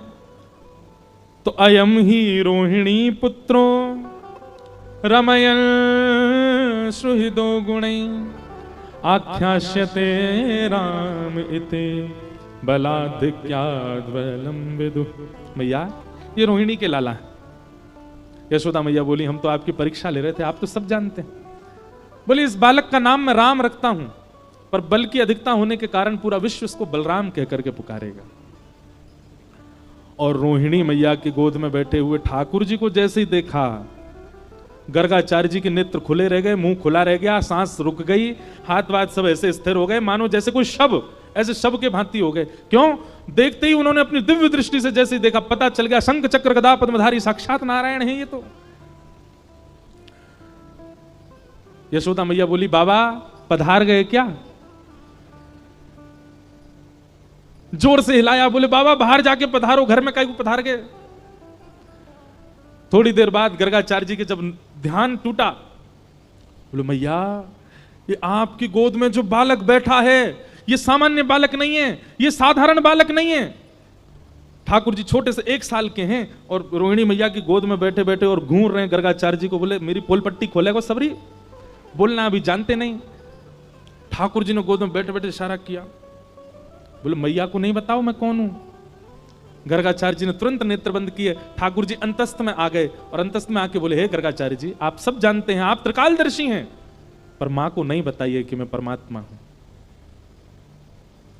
गर्गाचार्य जी बोले, क्यों? कारण? ठाकुर जी कहते हैं, मैं ब्रज में आया क्यों हूं? केवल प्रेम स्वीकार करने और क्षमा करना। गर्गाचार्य जी, जहां प्रभुता प्रधान होती है ना, वहां प्रेम नहीं होता। मैं प्रभुता छुपा के रहना चाहता हूं। आप मां को यदि बता दोगे कि मैं भगवान हूं, मोए कोई मंदिर में दियावेगी, पुजारी जी तो कहेगी दिन रात या की आरती करे करो, भैया भगवान है जे। तो मैं तो मैया को प्रेम लेवे आया हूं, इन ब्रजवासियों को प्रेम स्वीकार करवे आया हूं। इसलिए आपसे मेरी प्रार्थना, मैया से यह मत बताओ कि मैं परमात्मा। इसलिए गर्गाचार्य जी समाधिस्थ हुए। गर्गाचार्य जी की जब समाधि खुली तो बोले, मैया आपकी गोद में जो बालक बैठा है ये साधारण नहीं है। बोले कौन है जी? बोले नारायण समो गुणैः। पहले तो कहने वाले थे ये साक्षात नारायण है, लेकिन ठाकुर जी के मना करने पर गर्गाचार्य जी बोले ये नारायण के समान गुण वाला है। अगर कुछ अद्भुत करे, अप्रतिम करे, तो आप यही समझना कि इसमें नारायण जैसे लक्षण हैं। या को नामकरण तो कर दो कछु। बोले मैया आपको ये लाला कभी शुक्ल वर्ण का हुआ, कभी रक्त वर्ण का हुआ, कभी पीत वर्ण का हुआ, इस बार इसका जो वर्ण है वो कृष्ण है, इसीलिए इदानिम कृष्णताम गतः। आपके इस बालक का नाम मैं कृष्ण रखता हूं। बोलो बाल कृष्ण लाल की। कृष्ण शब्द का अर्थ क्या होता है? एक अर्थ तो कृष्ण का मतलब होता है वर्ण, वर्ण यानी कि कॉम्प्लेक्शन। ठाकुर जी थोड़े सांवले हैं। वैसे ठाकुर जी का रंग आज तक कोई बता ही नहीं पाया कैसा है। ठाकुर जी को कोई नीला बताता है, कोई सांवला बताता है, कोई काला बताता है, पर नहीं, इन सबसे परे हैं ठाकुर जी। कृष्ण वर्ण है। कृष्ण वर्ण की खोज आज तक हो ही नहीं पाई कि वो वर्ण कैसा है। ठाकुर जी अद्भुत है। और कृष्ण शब्द का दूसरा अर्थ होता है जो किसी भी रूप में आपको अपनी ओर कर्षित कर ले, उसका नाम है कृष्ण। आप देख के भी उनके हो सकते हो, सुन के भी उनके हो सकते हो, हर स्थिति में आप उनके बन जाओगे, इसलिए उनका नाम कृष्ण, भगवान का नाम कृष्ण रखा गया। अब ठाकुर जी को नामकरण है गयो कृष्ण। मैया दुनिया भर के नाम बोलती है, लाला कन्हैया, कनुआ, गोपाल, गोविंद, माधव। ठाकुर जी धीरे धीरे थोड़े थोड़े बड़े हो रहे हैं। अब मैया उनसे बुलवाती है, बोले लाला बोल मैया। ठाकुर जी नहीं बोलते। नंद बाबा आके बोलते हैं मैया ना बोले को, यूं बोले को बाबा। लाला बोल बाबा। ठाकुर जी मुस्कुराते नहीं बोलते बाबा। दाऊ दादा आके बोलते हैं लाला बोल भैया। ठाकुर जी नहीं बोलते। इतने में ही एक गैया सामने से निकलती है, ठाकुर जी बोलते हैं गैया। और जैसे ही ठाकुर जी बोले गैया, पूरे नंद गांव में, पूरे गोकुल में नगाड़े बजने लगे, बधाई हो बधाई हो, अरे नंद को लाला बोलन लगो। ठाकुर जी ने सबसे पहला शब्द क्या बोला पृथ्वी पर? गैया। सबसे पहले गैया बोले। और जैसे ही गैया बोले, यशोदा मैया बोली लाला लाला गैया, अब बोल मैया। तब ठाकुर जी बोले मैया। नंद बाबा गोद में लेके भागे, बोले लाला बोल भैया, लाला बोल बाबा। ठाकुर जी बोले बाबा। अब तो सब गोपियां ग्वाल सब आ गए नंद भवन में, और सब अपनी अपनी गोद में लेकर के लाला से अपना नाम बुलवा में। अब गोपियों के बड़े विचित्र नाम। एक गोपी को नाम चारुलता। अब वो कह रही है ठाकुर जी से बोल चारुलता। ठाकुर जी रोने लगे, बोले दारी तो समझ ना आ रही, अभी बोलना सीखा हूं मैं, कहां से बोलूं चारुलता। ठाकुर जी की ऐसी मधुर लीला चल रही है। अब मैया ने ठाकुर जी को और भी कुछ सिखाया। सब गोपियों को बुला लिया। मैया वो देखो तुम्हें लाला की एक नई भाव दिखाऊं। सब गोपियां घेर के बैठी हैं, बीच में ठाकुर जी बैठे हैं। मैया बोली लाला तेरी आंख कहां है? तो छोटे से ठाकुर जी ऐसे करते हैं, सब गोपियां ताली बजाते हैं, ओहो लाला को पता है आंख कहां है। एक गोपी बोली लाला नाक कहां है? तो ठाकुर जी अपनी नाक पकड़े, ये रही मेरी नाक। लाला तेरी जीभ कहां है? तो ठाकुर जी अपनी जीभ निकाले, ये मेरी जीभ। एक गोपी बोली लाला तेरे कान कहां है? ठाकुर जी उस गोपी की ओर ऐसे घूर के देखें, बोले मैं सब समझ रहा हूं, मैं जैसे कान पकड़ूंगा सोई कहेगी क्षमा कर दियो लाला, कान मत पकड़े, मैं कान पकड़ूंगा ही ना। गोपी फिर बोली लाला तेरे कान कहां है? सो ठाकुर जी धीमे धीमे उठे, अभी नेक नेक चलना सीखे, और नेक नेक चल के गए और गोपी के कान पकड़ के बोले जे रे कान। अपने काय को पकड़ूं? तेरे कान पकड़ के दिखाऊंगा जे कान। ऐसे ठाकुर जी की मधुर लीला। धीरे धीरे आकाश में 33 कोटि देवता खड़े होकर के ठाकुर जी की बलैया लेते हैं, यशोदा मैया के चरणों में प्रणाम करते हैं, ब्रजवासियों को वंदन करते हैं। धन्य है आप सब ब्रजवासी, जगत नियंता जगदाधार त्रिलोकी नाथ आपके साथ इतना प्रेम बांट रहे हैं।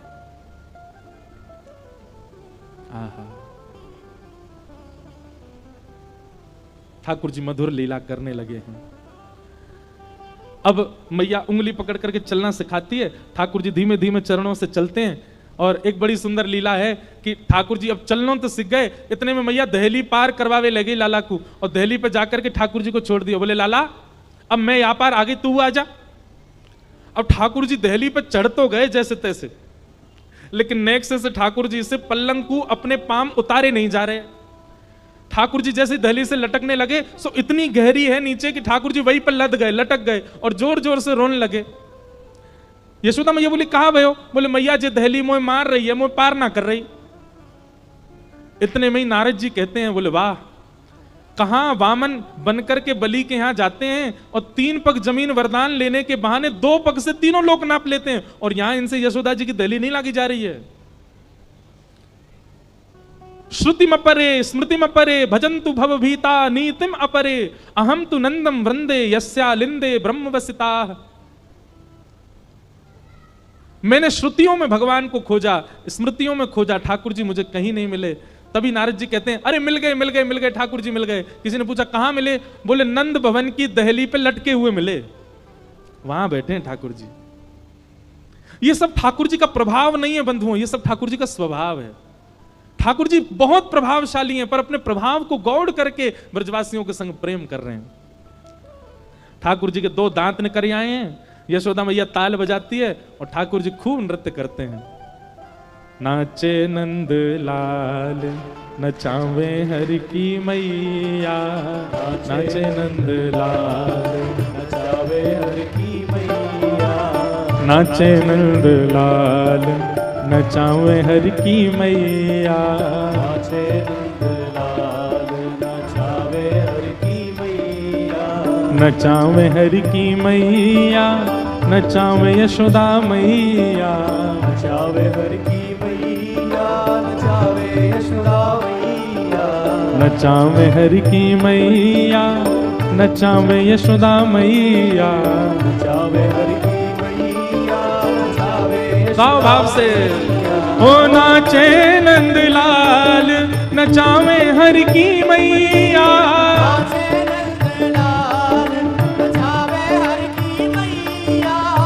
नाचे नंदलाल नचावे यशोदा मैया। भैया पूरे ब्रह्मांड को नचाने वालों आज खुद नाच रहे हो है। करताल बजा के ऐसी भावना रखो कि हमारी ताल पे ही ठाकुर जी नृत्य कर रहे हैं। बोलो बाल कृष्ण लाल की।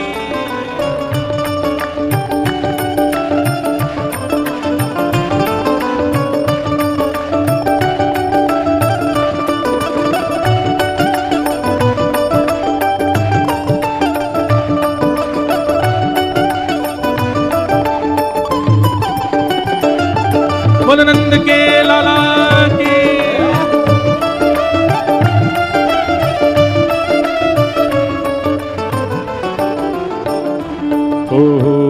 दूध न पीवे लाला दही हूँ न खावे, दूध न पीवे लाला दही हूँ न खावे, दूध न पीवे लाला दही हूँ न खावे, दूध न पीवे लाला। तो फिर हो माखन मिश्री को बड़ो रे खवैया,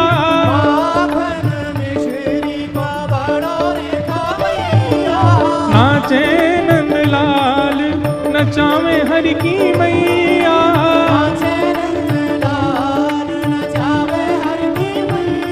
ओ नाचे नंदलाल नचावे हर की मैया।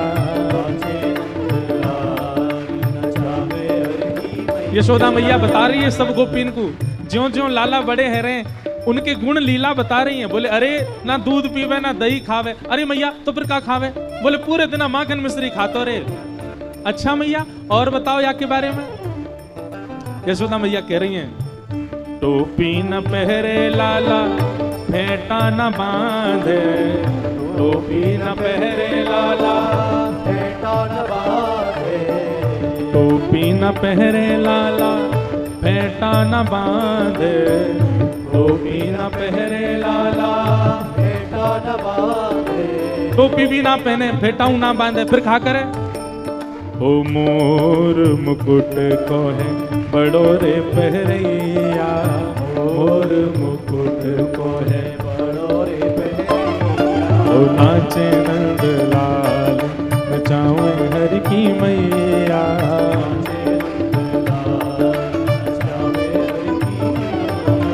नाचे नंदलाल नचावे हर की मैया,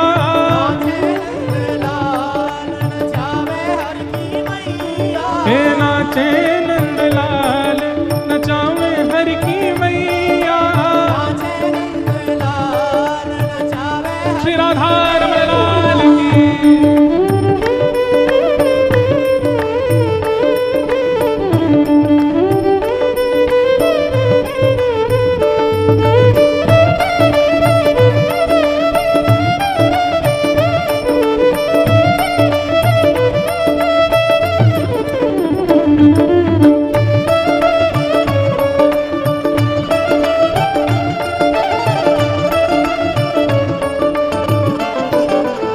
और कैसो लाला खेल न खेले लाला खिलौना न खेले, खेल न खेले लाला खिलौना न खेले, खेल न खेले लाला खिलौना न खेले, खेल न खेले लाला खिलौना न खेले, ओ खेल न खेले लाला खिलौना न खेले,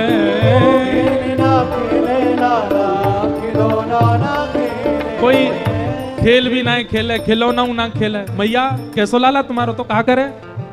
यशोदा मैया कह रही है खेल भी ना खेले खिलौना ना खेले पूरे दिन कहा करे। वंशी को लाला है बड़ो रे मजैया, वंशी को लाला है बड़ो रे मजैया, वंशी को लाला है बड़ो रे मजैया, वंशी को लाला है बड़ो रे मजैया, नाचे नंदलाल नचावे हर की मैया, नाचे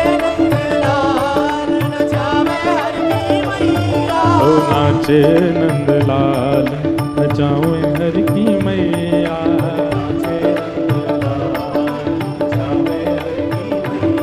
गोविंद मेरो है गोपाल मेरो है, गोविंद मेरो है गोपाल मेरो है, हे गोविंद मेरो है गोपाल मेरो है, गोविंद मेरो है गोपाल मेरो है, मेरा बांके बिहारी नंदलाल मेरो है, मेरा बांके बिहारी नंदलाल मेरो है, मेरा गिरिवर धारी गोपाल मेरो है, मेरा गिरवरधारी गोपाल मेरो है, मेरा रसिक बिहारी नंदलाल मेरो है, मेरा रसिक बिहारी नंदलाल मेरो है, सेवा कुंज बिहारी गोपाल मेरो है, सेवा कुंज बिहारी गोपाल मेरो है, हे गोविंद मेरो है गोपाल मेरो है, गोविंद मेरो है गोपाल मेरो है, गोविंद मेरो है गोपाल मेरो है, गोविंद मेरो है गोपाल मेरो है, हाँ गोविंद मेरो है गोपाल मेरो है, गोविंद मेरो है गोपाल मेरो है, हाँ गोविंद मेरो है गोपाल मेरो है। गोविंद मेरो है बलवाल कृष्ण लाल की। ऐसे ठाकुर जी मधुर लीला कर रहे हैं वृंदावन में, सबके चित्त को अपनी ओर आकृष्ट कर रहे हैं। धीरे धीरे ठाकुर जी बड़े होते जा रहे हैं, 3.5 वर्ष के लाला है गए और अब ठाकुर जी चोरी करने लगे।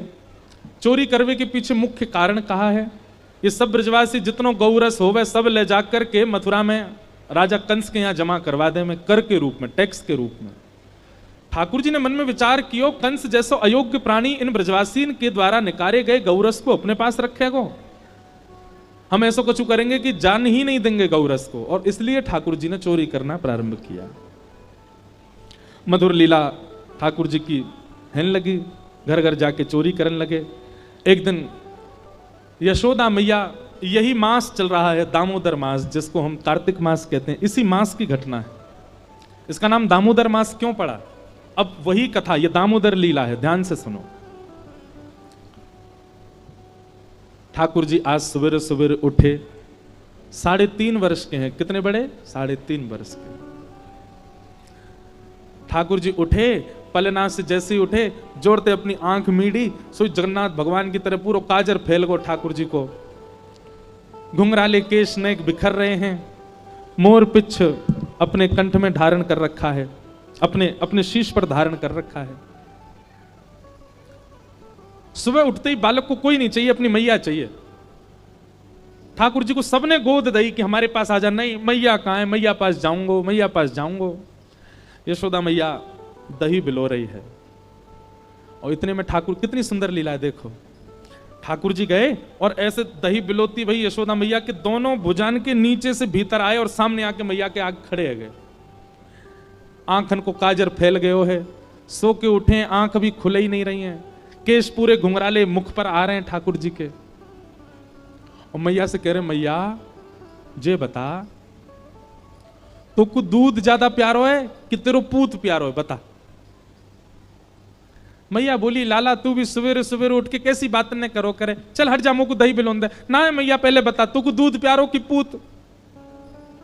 मैया बोली, मोए तो मेरो पूत प्यारो है, दूध काहे को प्यारो होगो।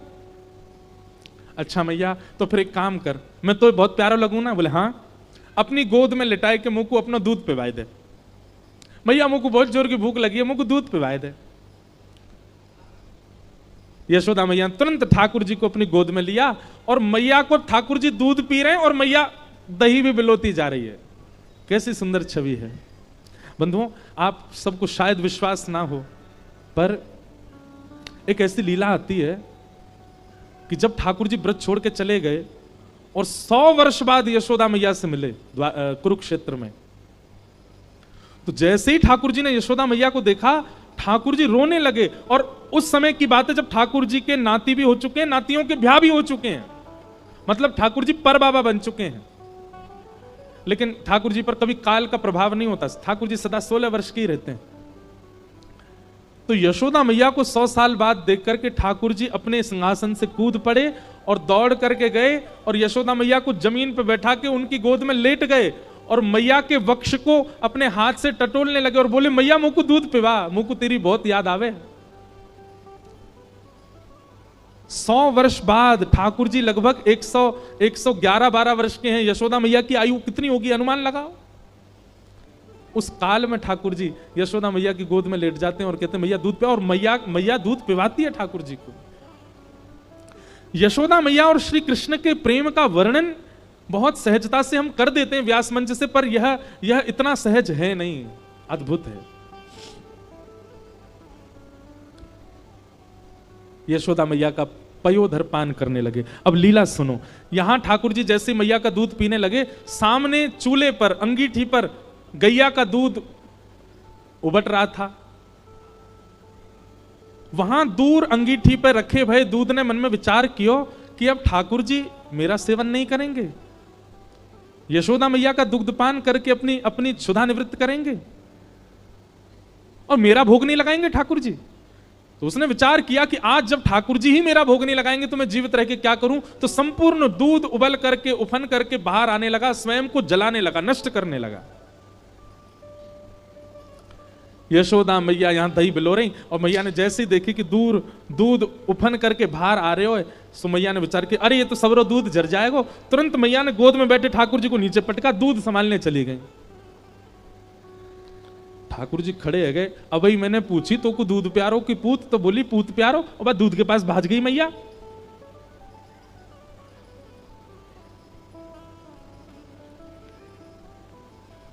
हमारे यहां के वैष्णव जन वर्णन करते हैं कि श्री ठाकुर जी जब हमारे पास आते हैं तो हमसे पूछते हैं क्या तुमको संसार प्रिय है कि मैं प्रिय हूं। तो हम कहते हैं कि नहीं ठाकुर जी आप ही हमको प्रिय हो। सो ही संसार में कुछ ऐसी उथल पुथल होती है, हम ठाकुर जी को भूल जैसे ही संसार की ओर भागते हैं। सो ठाकुर जी कहते हैं अच्छा झूठ बोला मोते, मोते तो कह रहे हो कि मुझको आप प्यारे हो, वह संसार में नेक आकर्षण काबे हो भाज गए बाकी और। ठाकुर जी बोले मैया ठीक है, आज या दूध को ही देखूंगा मैं, हैं ये ज्यादा प्यार हो तो मुझे छोड़ के भाग जाए। सो ठाकुर जी ने एक बड़ो सा डंडा उठाया और जो मैया दही बिलो रही थी उस मटकी में ही मारा, मटकी फोड़ दी। और इतना ही नहीं, इतने क्रोध में भर गए ठाकुर जी, गौरस भंडार में गए, जितनी मटकियां थी मैया यशोदा की सब फोड़ दें। यशोदा मैया ने दूध संभाला और संभाल करके पीछे मुड़ करके देखा तो वहां दही की हंडी फूटी पड़ी है और सबरे मटका फूट रहे हैं और लाला उछल उछल करके सबरे मटकान को फोड़ते जा रहा है। यशोदा मैया बोली लाला बिगड़ गयो, आज मैंने लाला को यदि दंड नहीं दियो तो बहुत बिगड़ जाएगा। यशोदा मैया ने तुरंत अपना पल्लू खोस करके और एक छड़ी उठाई, बोले रुक जा दारी के तो बताऊं मैं। और मैया जैसी छड़ी लेकर के भागी हैं पीछे, आगे आगे ठाकुर जी भाग रहे हैं चौकड़ी मार करके। चौकड़ी मार के जानते हैं चौकड़ी मार के मतलब हुआ बड़े लोग 4 कदम जितना दौड़ते हैं बच्चे उतने में 8 कदम दौड़ जाते हैं। तो ऐसे ठाकुर जी द्रुत गति से दौड़ रहे हैं और मतलब ऐसे भाग रहे हैं मानो जैसे पीछे कोई शेर पड़ गए हो। और चौकड़ी मार के भागने को मतलब ये रे कभी कोई गली में कूद जाएं, कभी कहीं से कूद जाएं, कभी कहीं उछल जाएं। अब यशोदा मैया तो बेचारी 80 बरस की फिर भी पीछे दौड़ रही हैं और ठाकुर जी चौकड़ी मार के यहां थे वहां कूदते कादते भय दौड़ रहे हैं। उस समय आकाश के देवता यशोदा मैया को वंदन करते हैं, बोले मैया जिनके डर के मारे ब्रह्मादि देवता भी भागते हैं वो आपसे डर के भाग रहे हैं आज। यशोदा तेरे भाग्य की कही ना जाए। अरे कहां तक कहें, यशोदा मैया के केश में जो गजरे लगे हैं ना उसके भी पुष्प टूट टूट करके यशोदा मैया के चरणों में गिर रहे हैं। मैया हम तेरे शीश पर रहने के योग्य नहीं, हम तो तेरे चरणन के अधिकारी हैं। ठाकुर जी दौड़ रहे हैं। थोड़ी दूर पहुंचे होंगे कि यशोदा मैया तो थक गई और बीच रास्ता में बैठ गई, जोर जोर से सांस लेने लगी, अपने पसीना पहुंचने लगी। इतने में ठाकुर जी ने पीछे मुड़ के देखी और पीछे मुड़ करके देखी यशोदा मैया बैठ गई, एक वृक्ष की आड़ में चले गए और वहीं से कह रहे मैया का भयो, तू भाग क्यों ना रही मेरे पीछे। यशोदा मैया बोली लाला मैं थक गई हूं ना, अब बूढ़ा बूढ़ा शरीर है, तू इतना दौड़ावे मुंह को, अब मैं हार गई हूं। ठाकुर जी बोले मैया, ठाकुर जी को चिंता हो रही है मैया की, मैया तेरी हार कैसे दूर होएगी? यशोदा मैया बोली अच्छा सीधे कितने ठाकुर जी? यशोदा मैया बोली मेरो लाला दौड़ के आवेगो और आके मुंह को अपने अंक में भर लेगो, सोई मेरी हार दूर रह जाएगी। सो ठाकुर जी एक बार तो दौड़े मैया की ओर और दौड़ के फिर रुक गए। मैया बोली कहां भाई लाला आजा। ना है मैया मैं ना आऊंगा। बोले क्यों? वो तेरे हाथ में जो छड़ी है ना, तू या तो मुझको बहुत डर लगे, पहले या को दूर फेंक तब आऊंगा। और कहा पता तेने या तो 2-4 बार मार दियो तो मेरे लग जाएगी मैया, पहले या को फेंक। मैया बोली सांची बता, या को फेंक दूंगी तो आ जाएगा? बोले हाँ। मैया ने जैसी छड़ी फेंकी, ठाकुर जी दौड़ करके गए, बिल्कुल विचार नहीं किया कि मैया मुझे पकड़ लेगी। दौड़ करके गए और मैया के अंग से लग गए और जाके मैया के प्रश्वेत संभालने लगे। मैया तू तू तू ठीक है, जा तू हारे मत। यशोदा मैया को पहले तो बहुत सुख मिला, ठाकुर जी अंक में आ गए, पर थोड़ी देर बाद यशोदा मैया ने चेहरे का रंग बदला, कहने का ढंग बदला, तुरंत लाला पकड़ लिए जोर से। अब आयो हाथ में, चल तो बताऊं मैं अभी। ठाकुर जी बोले मैया तू तो यूं कह रही कि मैं तो ना पकड़ूंगी। बोले मैं तो झूठ बोल रही तो थे। अच्छा मैया तू झूठ बोल है, मैं तेरा लाला ना हूं आज के बाद, पूरे गोकुल में हल्ला कर दूंगा मैं तो नंद बाबा को लाला हूं, यशोदा को लाला ना हूं। यशोदा झूठ बोले, हाँ बोल दियो जाए करके। अब तो उखलते बांधूंगी और आज ना तो रोटी मिलेगी ना मक्खन मिलेगा, खड़ो रहे पूरे दिन ऊधम मचावे। यहीं पर हमारे टीकाकार वर्णन करते हैं, भैया इस पूरे दृश्य को अभी आपने कथानक रूप से समझा, अब इसको आध्यात्मिक रूप से समझो। ठाकुर जी आगे भाग रहे हैं, यशोदा पीछे भाग रही है। ठाकुर जी कौन है? परमात्मा। यशोदा कौन है? मैं और आप सब जीवात्मा। हम जब ठाकुर जी के पास जाते हैं, ठाकुर जी हमसे दूर ही भागते हैं। जब हम कारण पूछते हैं कि ठाकुर जी आप हमसे दूर क्यों भाग रहे हो, तब ठाकुर जी कहते हैं तुम्हारे हाथ में एक छड़ी है। कैसी छड़ी? बोले अहंकार की छड़ी, काम की छड़ी, क्रोध की छड़ी, लोभ की छड़ी। ये सारी छड़ियां तुम्हारे हाथ में लगी हैं और इन छड़ियों से मुझे बहुत भय लगता है। मैं कभी कभी मन बनाता हूं कि तुम्हारे पास आऊं, पर तुम्हारी वो छड़ी जब मुझे दिख जाती है तो मैं फिर से भाग जाता हूं। तो ठाकुर जी आप हमारे पास कैसे आओगे? बोले किसी गुरुजन के आश्रय में जाकर के इन छड़ियों का त्याग करो। जिस छड़ी की वजह से मैं तुम्हारे समीप नहीं आता, अपने अभिमान, अपने काम, अपने क्रोध, अपने लोभ, अपनी दूषितताओं का त्याग करो। इसके बाद कितना सुंदर कहते हैं, त्याग तुम करो, फिर तुमको नहीं आना, दौड़ के मैं ही तुम्हारे पास आ जाऊंगा, मैं ही आकर के तुम्हारे अंक में भर जाऊंगा। यशोदा जी ने जैसी छड़ी, ठाकुर जी जानते हैं कि मैं पकड़ लेगी, लेकिन फिर भी दौड़ के गए क्योंकि छड़ी का त्याग कर दिया। छड़ी दोष है। यशोदा मैया के अंक में भर गए, मैया तो पकड़ के ले गई और लाला को जाकर के ऊखल से बांधन लगी। जैसे ही रस्सी ला करके मैया ने ऊखल से लाला के पेट में बांधनी चाहिए, सोई रस्सी छोटी पड़ गई। मैया बोली रस्सी छोटी कैसे पड़ गई? मैया गई और बड़ी रस्सी लेकर के आई, बोले हाँ अब याते बंध जाएगा। मैया ने जैसी ऊखल में लेकर के और जैसे ही ठाकुर जी को, ये छोटी पड़ गई। क्यों? तो कहते हैं दाम का मतलब होता है रस्सी और उदर का मतलब होता है पेट। ठाकुर जी सारी रस्सी को अपने पेट में भरते जा रहे हैं, इसीलिए उनका नाम पड़ गया दामोदर। भगवान मानो ये संकेत कर रहे हैं मुझे कोई नहीं बांध सकता, मैं किसी के बंधन में नहीं आ सकता, ब्रह्मांड में किसी की ताकत नहीं जो मुझे बांध दे। जितने भी पाश हैं, जितने भी बंधन हैं, सब मेरे उदर के अंदर हैं, मुझे कोई नहीं बांध सकता। यशोदा मैया ने सबरी गौशाला की रस्सी इकट्ठी करके एक तो एक बांध दी, अब तो बंधेगो, लेकिन अब के भी जब बांधा तो रस्सी फिर छोटी पड़ गई। यशोदा मैया एक क्षण आश्चर्यचकित होकर के ठाकुर जी की ओर देखने लगी, इतनी बड़ी रस्सी लेके आई, ये छोटी कैसे पड़ गई? और यशोदा मैया के चित्त में अचानक भाव उत्पन्न होने लगा, गर्गाचार्य जी कह के गए थे नारायण समो गुण, पर कहीं ये नारायण ही तो नहीं है, क्योंकि परमात्मा ही किसी बंधन में नहीं आ सकता। सामने खड़े भगवान ने जैसे ही देखा कि मैया मुंह को भगवान मान रही है, सोई ठाकुर जी ने कही मैया और कितनी जोर से बांधेगी, देख मैं तो बंध गो। तभी मैया देखती है कि वो रस्सी पूरी बंध गई और गांठ लग गई ठाकुर जी को, बंध गए ठाकुर जी। कहने का अभिप्राय क्या है? ठाकुर जी को कोई नहीं बांध सकता। ठाकुर जी यदि आपसे प्रेम करके आपके संग रह रहे हैं, इसका मतलब आपकी प्रीति से नहीं बंधे हैं, स्वयं ठाकुर जी बंधे हैं आपसे, वो आपसे प्रेम करते हैं इसलिए आपके पास रह रहे हैं। आप में सामर्थ्य नहीं, आप कैसे भी ठाकुर जी को अपने पास रखो। वृंदावन के प्रति स्नेह, अपने ठाकुर जी के प्रति स्नेह, कथा के प्रति स्नेह चित्त में प्रकट आपकी भावना से नहीं हो सकता है, ठाकुर जी के चाहने से ही आपके चित्त में प्रेम होता है। क्योंकि ठाकुर जी किसी बंधन में नहीं आ सकते, ठाकुर जी किसी प्रेम पाश में नहीं बंध सकते। इसीलिए इस मास को दामोदर मास कहते हैं। इसी मास में ठाकुर जी ने अपने भक्त के प्रति अधीनता को व्यक्त किया। पूरे विश्व को बांधने वाला आज यशोदा मैया से बंध गया, और मैया बांध के चली गई। वो खड़ा रहे धूप में, बहुत उधम मचावे। ठाकुर जी नेक नेक खिसक करके आगे गए। 2 वृक्ष खड़े थे, दोनों वृक्षों का जैसे ही स्पर्श किया दोनों टूट करके गिर गए। उनमें से कुबेर के पुत्र नलकूवर और मणिग्रीव प्रकट हो गए। दोनों ने भगवान की स्तुति गाई। भगवान ने उन दोनों को आशीर्वाद देकर के मुक्त कर दिया। पेड़ों की गिरने की जोर से आवाज आई। ब्रजवासी दौड़ करके गए तो क्या देखा, ठाकुर जी बंधे हुए हैं। यशोदा मैया ने जैसी देखो, लाला के अगल बगल में 2 पेड़ गिर गए।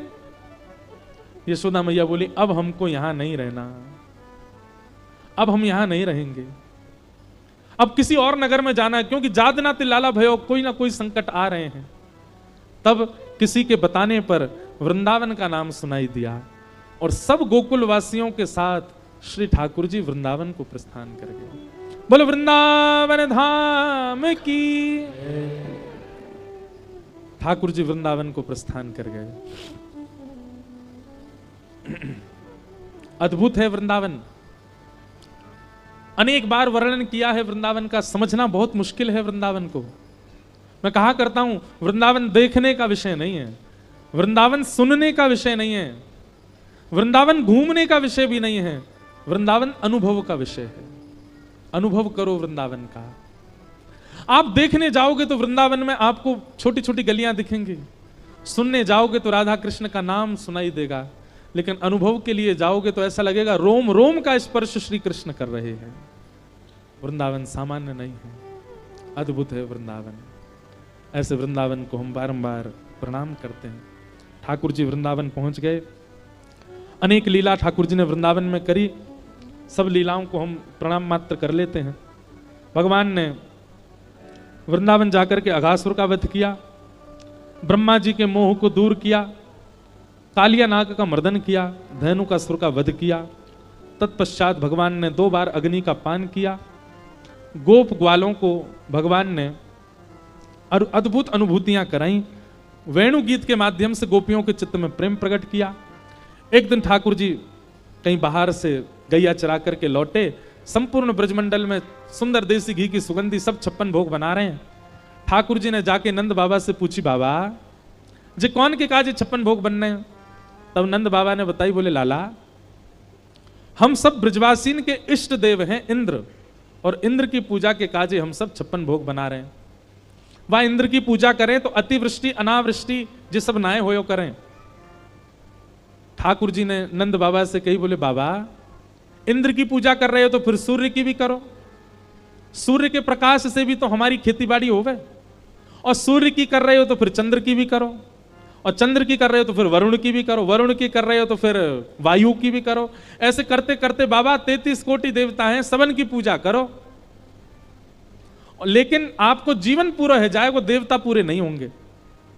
नंद बाबा बोले, लाला तू ही बता हम कहा करें। बोले एक साधे सब सधे, एक में ही सबको दर्शन करो। बोले वो एक कौन है? बोले शंख चक्र गदा पद्मधारी श्रीमन नारायण।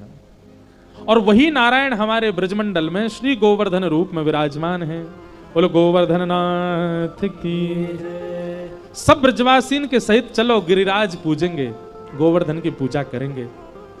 सब ब्रजवासी बोले लाला कहीं हमने इंद्र की पूजा बंद कर दी और इंद्र नाराज है गया तो? ठाकुर जी बोले गिरिराज जी के हाथ बहुत बड़े हैं, वो हमारी रक्षा करेंगे, आप सब तो गिरिराज पूजन करवे चलो। तब भी ब्रजवासी नहीं माने, तो अंत में ठाकुर जी ने कहा कि मैं आपको वचन दे के कह रहा हूं कि श्री गोवर्धन नाथ प्रकट है कि दर्शन देंगे। दर्शन के लोभ में सब ब्रजवासी अपने घर से 56 भोग बना बना करके श्री गिरिराज जी के दर्शन को जा रहे हैं। आहा, सब ब्रजवासी जा रहे हैं। बंधुओं, ये गोवर्धन उत्सव अब आवे वारो है। दीपावली के अगले दिन ही श्री गिरिराज पूजन। हमारे ब्रजमंडल में दीपावली से भी बड़ा उत्सव होता है गोवर्धन पूजा का, क्योंकि सब ब्रजवासियों को लेकर के ठाकुर जी गिरिराज जी पूजने गए। ऐसी मान्यता ब्रज में कि विश्व के इष्ट हैं श्री कृष्ण, और श्री कृष्ण के इष्ट हैं श्री गोवर्धन नाथ, श्री गिरिराज जी। स्वयं पूज रहे हैं उनको जाकर के। तो हम आप सब लोग भोपाल में बैठे हैं और यहीं बैठे बैठे हम लोग गिरिराज जी को पूजन करवे चलें।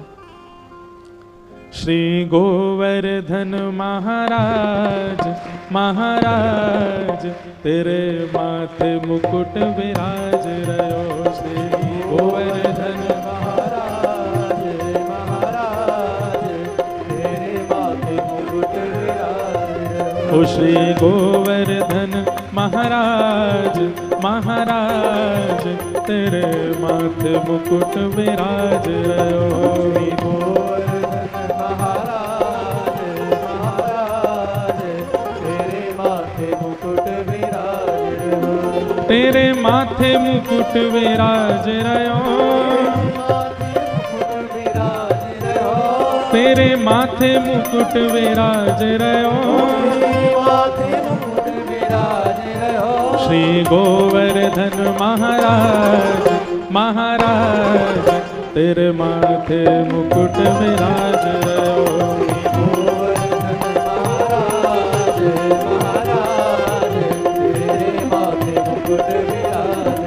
ओ श्री गोवर्धन महाराज महाराज तेरे माथे मुकुट विराज रहो। बल गिरिराज धरण की।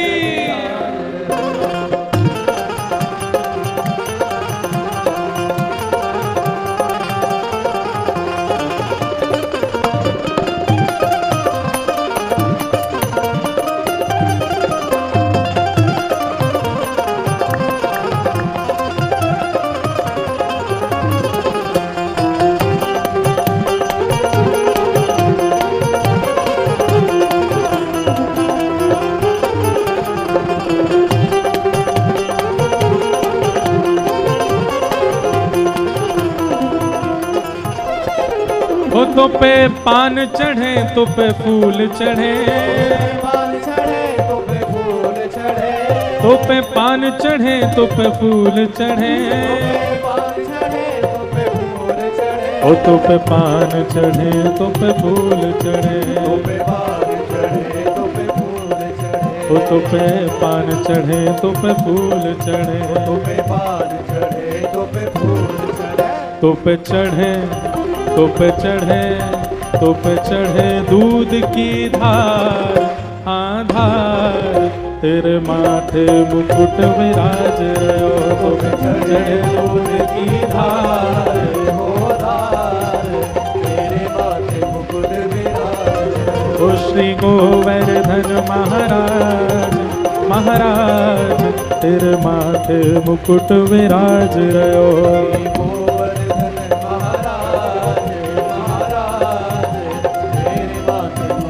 गिरिराज धरण प्रभु तुम्हारी शरण। गिरिराज धरण प्रभु तुम्हारी शरण।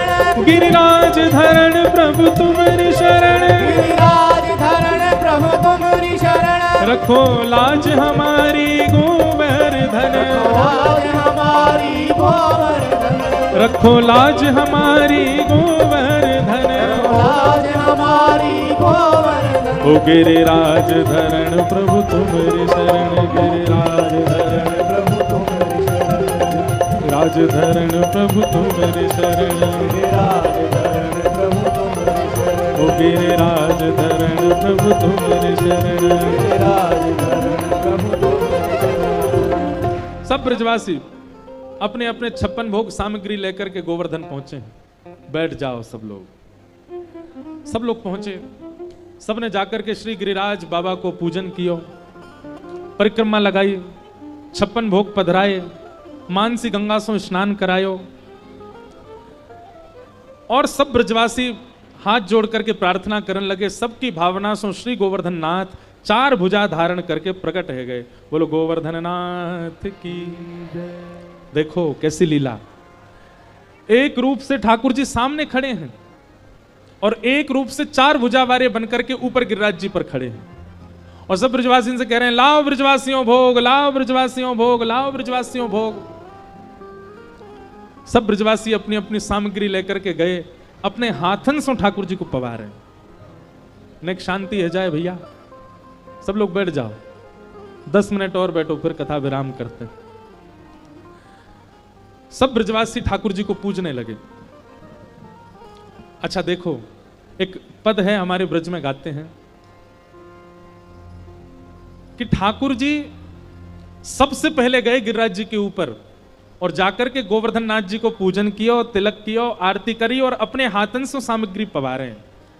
एक ही रूप हैं दोनों, लेकिन सब ब्रजवासी को लग रहा नहीं जी देवता है और जी हमारो लाला है।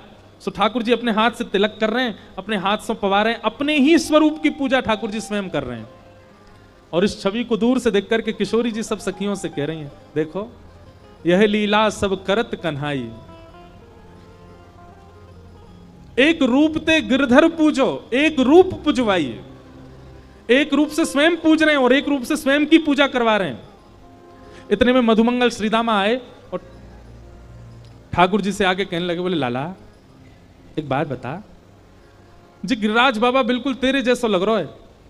देखियो या कि आंखों तो तेरे जैसी, नाकों तेरे जैसी, होठों तेरे जैसे, बस लाला तेरे 2 हाथ और निकाल दिए जाएं तो ऐसा लगेगा तू ही गोवर्धन नाथ है। एक जैसी चेहरा है दोनों उनके। ठाकुर जी बोले, मधुमंगल तू ना जाने, मैं अपनी गैया चरावे आऊं ना यहीं गिरिराज जी पे, जा गैया को दूध मैं पीऊं, भाई गैया को दूध जी गिरिराज बाबा पी जाए, एक एक गैया को दूध पीऊं, यहां हमारे हम दोनों को चेहरा मिले। ये सब बात चल रही है गिरिराज पूजा में। श्रीदामा बोलो, हम बे लाला तू बात बनायो करे, ऐसे कुछ चेहरा मिले,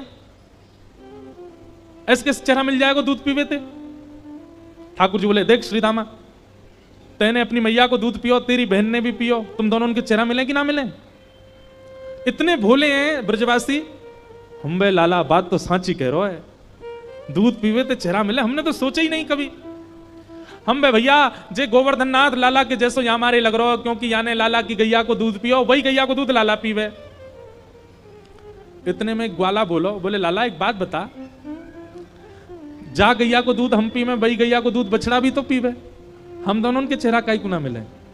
जे बछड़ा ते हमारो चेहरा मिलना चाहिए, बातें तो मिले ना है। ठाकुर जी बोले, अब इतनी ज्यादा व्याख्या ना करूंगा मैं, जितनी कर दी वही में संतुष्ट रहो। लेकिन यहां ये सब भाव हम क्यों सुनाते हैं पता है? ठाकुर जी को प्राप्त करना है ना, तो एक चीज अपना लियो, कहा बोले बन जाओ।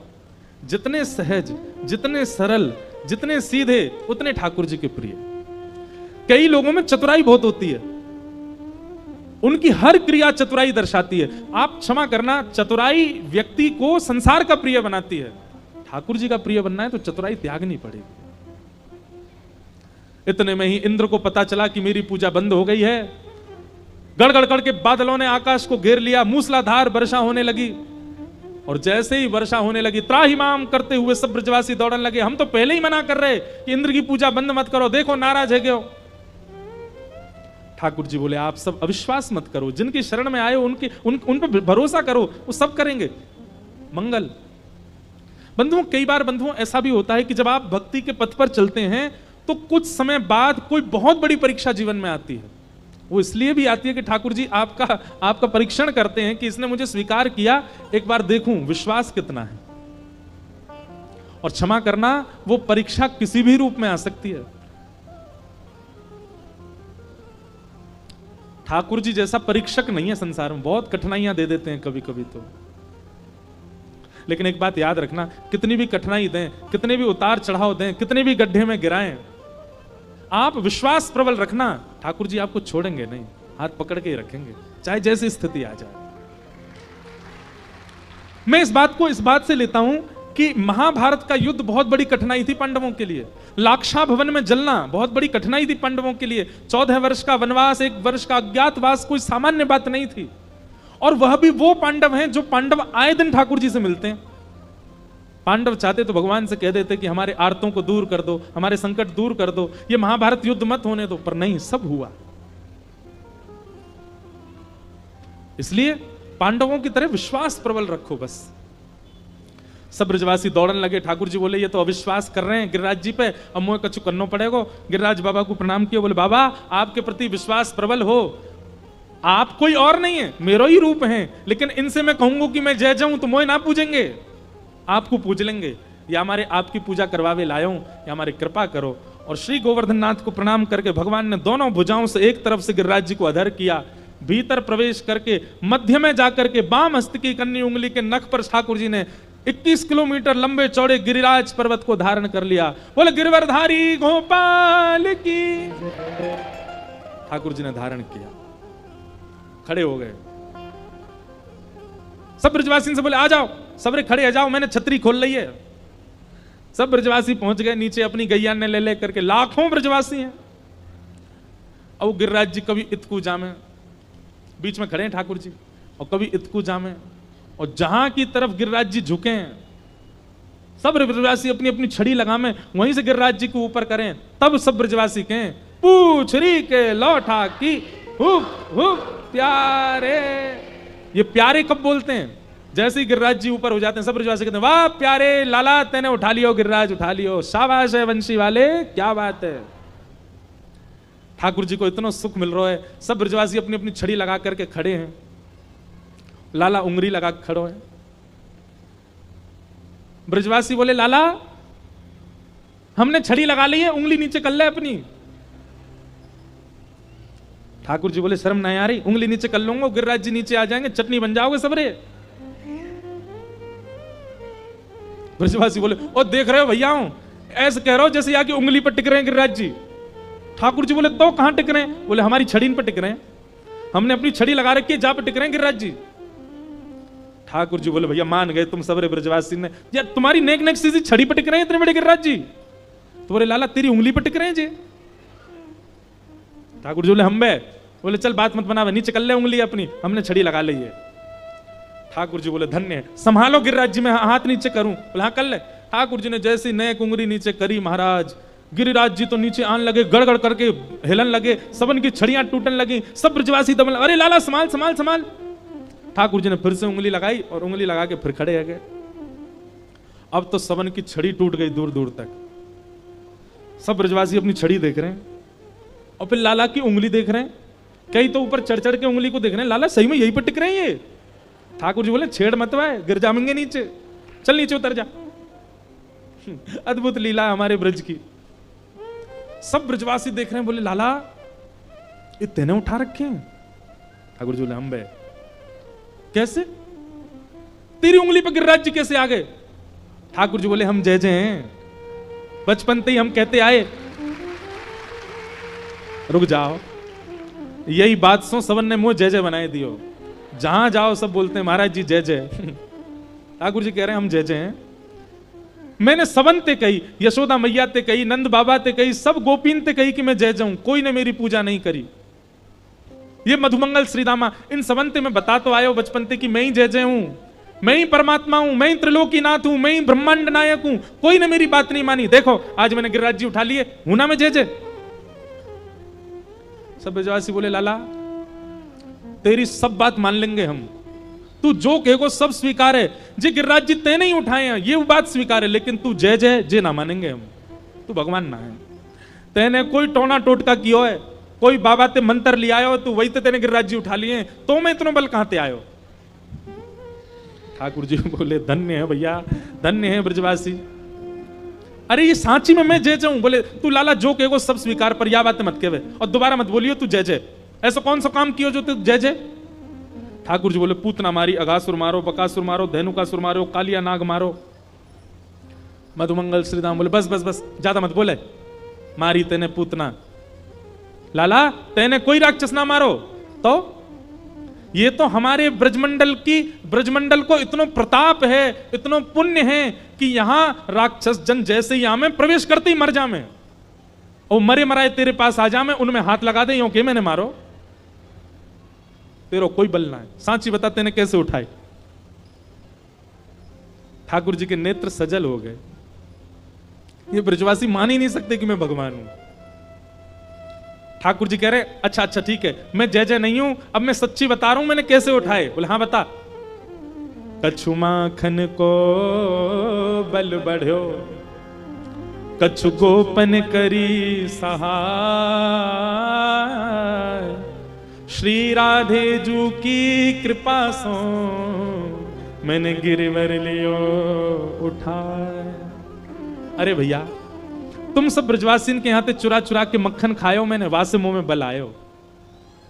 और कछु गोपन करी, आप सब गोपन की सहायता से मैंने गिरिराज जी उठाए। आप सब टकटकी लगा के मुझे देख रहे, तो आप सबन की शक्ति मेरे अंदर आ गई और सब गोप ग्वालन की शक्ति से मैंने गिरिराज जी उठा लिए।